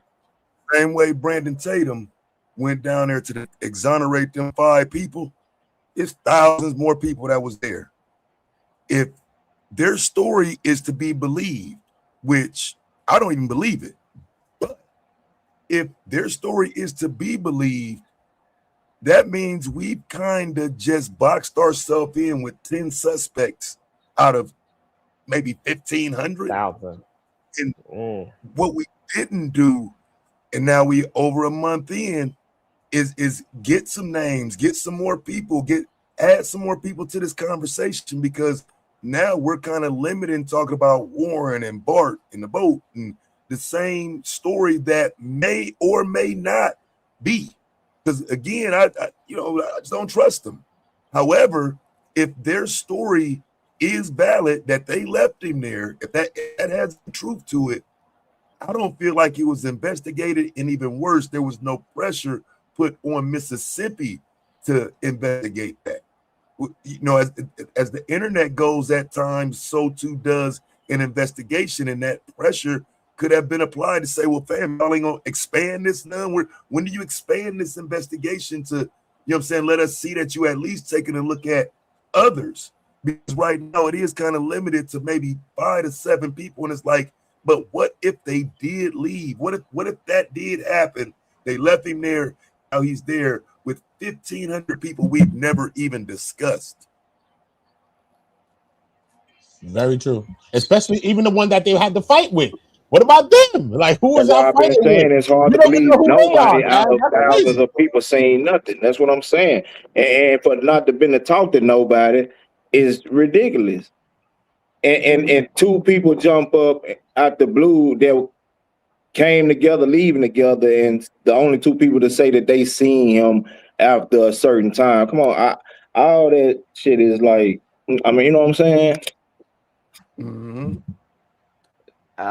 Very questionable. And it is very questionable. There's no argument there. If it comes out that these young men are legit with what they are saying, who are my other suspects? It's a great point.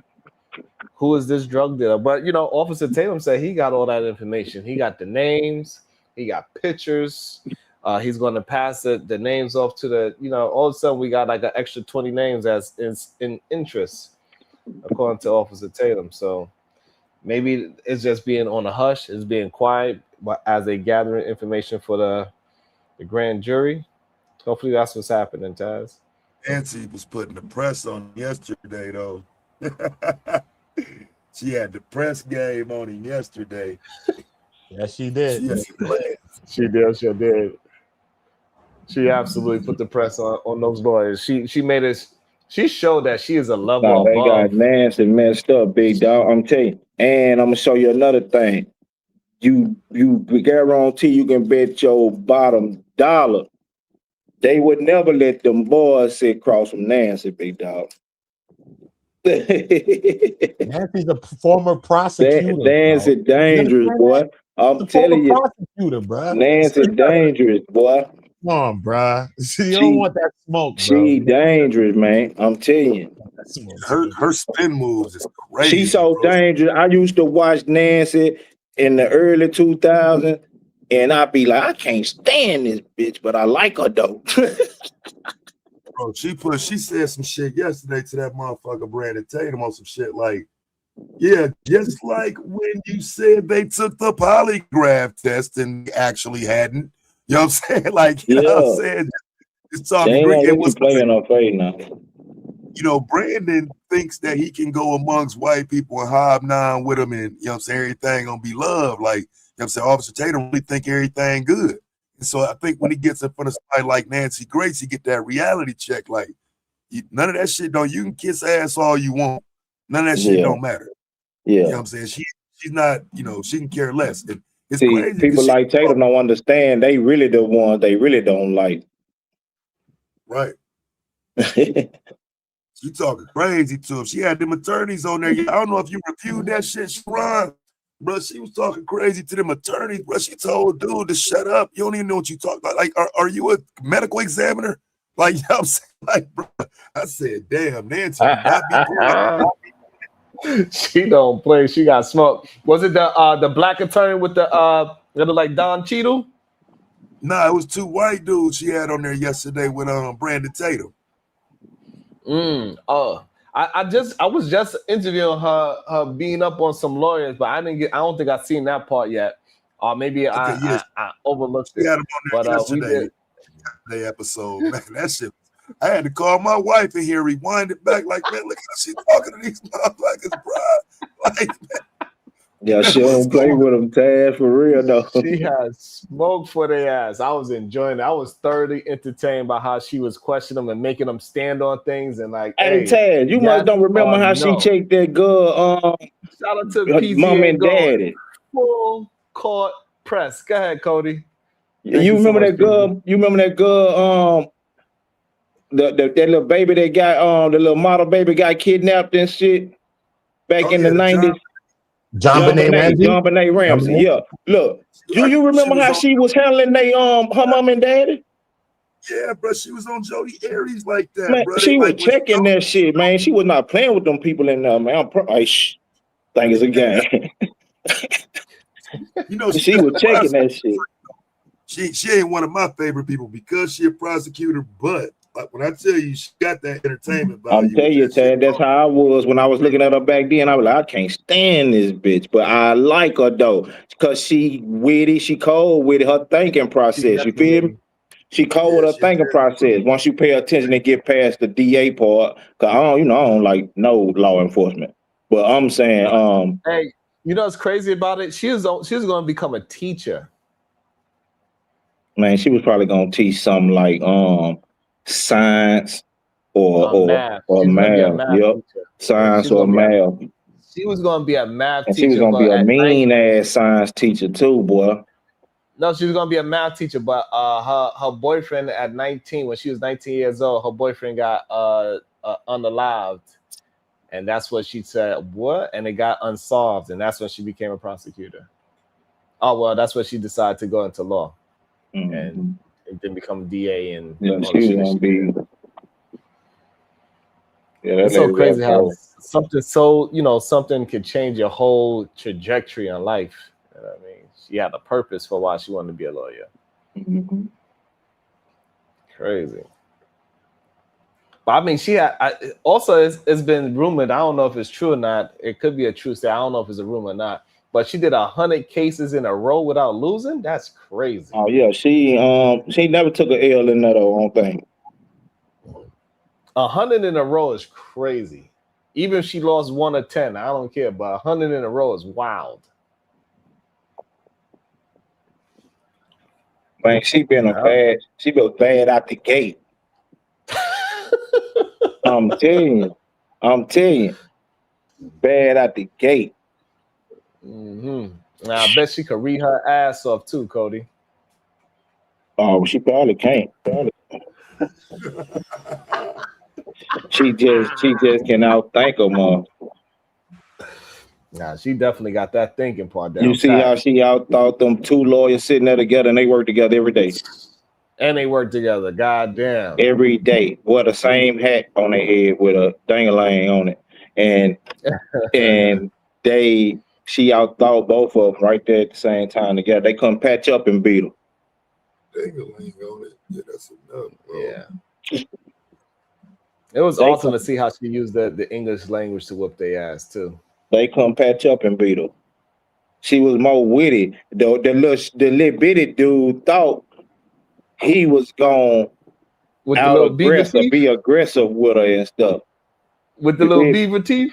Yeah, little bitty dude, when he popped up, he wanted to have a little aggressive attitude, like he was, I'm not going to take that from you type of attitude, you feel me? And she was still stepping all on his back and his neck. Yeah, she beat him up pretty bad. I just seen that right here looking at it with you though. I ain't watched it. Yeah, me and you watched it together. Yeah, I seen some of it. I seen who she was talking to, and I was like, oh, she looked like she's about to get spicy. I was like, yeah, I'm gonna review this. This is gonna be fun. I knew it. I knew she was gonna get spicy on them. Yeah, she don't really play with nobody though. When she got a stance and she feel like something ain't what it is, she gon' stand firm on that, big dog. That's just the way I've seen her play over the years. I thought she was done. I didn't even think she was still on her shit. Like I thought she had like tried or something. I don't know.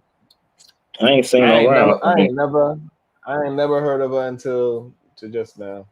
Man, I feel like I heard. you know what? I'm lying. I feel like I heard her name, but I just never actually seen or Sharon, go look at that Nancy. Go look at the little girl, how she handled the mama now. Go look at that. Go Google it and look at that later on, Sharon. Hey, boy. This was in the 90s. You hear me? Man, this was in the... I need 4 more likes, y'all. 4 more likes. That lady don't play. She been like that. She the same face expressions, the same aggressiveness, the same... I know how to navigate this conversation. She... that type of person. She been that since back then when I was looking at her. Yeah, that's lit. She dope. I'm gonna have to catch her more often. See her on the next case too. She on this Nolan Wells joint though. I wonder how this Andrew Wilson and Candace Owens thing went. Who you think won? Shit, I don't know what they debating. I don't know. I think who they is I Andrew? think they debated on Officer Tatum's show, to be honest. Who they? I ain't looking at them damn people, Sharon. I don't give a damn about Candace and that little white boy. You talking about the little white boy be over there on Fat Them show? You the one that be smoking all them damn cigarettes? Yeah, I don't. Man.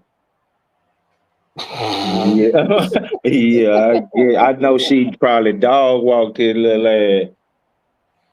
It's gonna be interesting because they both kind of debate kind of the same too. So it's gonna be. I think that's gonna be interesting to see how. Yeah, but she's smarter than him though.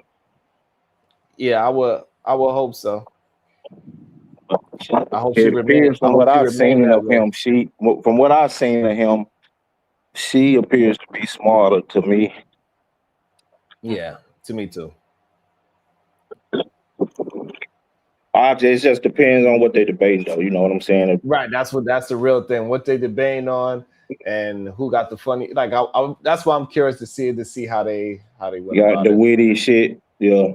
Yeah, because both of them are pretty entertaining, I guess. Yeah. It's I like about what they Candace. debating on, whatever they debating on. And like I think she should beat them on the cool. I think she like smart on the cool. Yeah. All right, Corey, I'm gonna get up out of here. Be good, big dog. All right. Yeah. I'm gonna say, should I say some closing thoughts? You know, I was thinking about saying some closing thoughts like, welcome to cross-examination. And that is why this conversation was so you know what? I'll see y'all asses later. I'll probably hop on not probably. I'm gonna hop on the super panel later on today. So I'm gonna go take a nap. I got a phone call in the next minute. Well, anywhere between 1 and 3. So I'm gonna try to take a nap in between that. I'm gonna try to take a nap in between 1 and 3, and then I'll be right back at 5. So we could kick it again, and we're gonna talk some ish about relationships. You know how that go. We're gonna have a good time. All right, y'all. See y'all later. See y'all later on tonight, and maybe we even do a show tomorrow. I'm not sure, but let's keep on grinding. Make sure y'all rock with me the way I'm rocking with y'all, because if y'all rock with me, I'm rocking with you. So let's keep it grinding. Let's keep this thing going. We hit some nice numbers today. SBG, we up out of here. Nothing wrong with being. Hype me up. Let me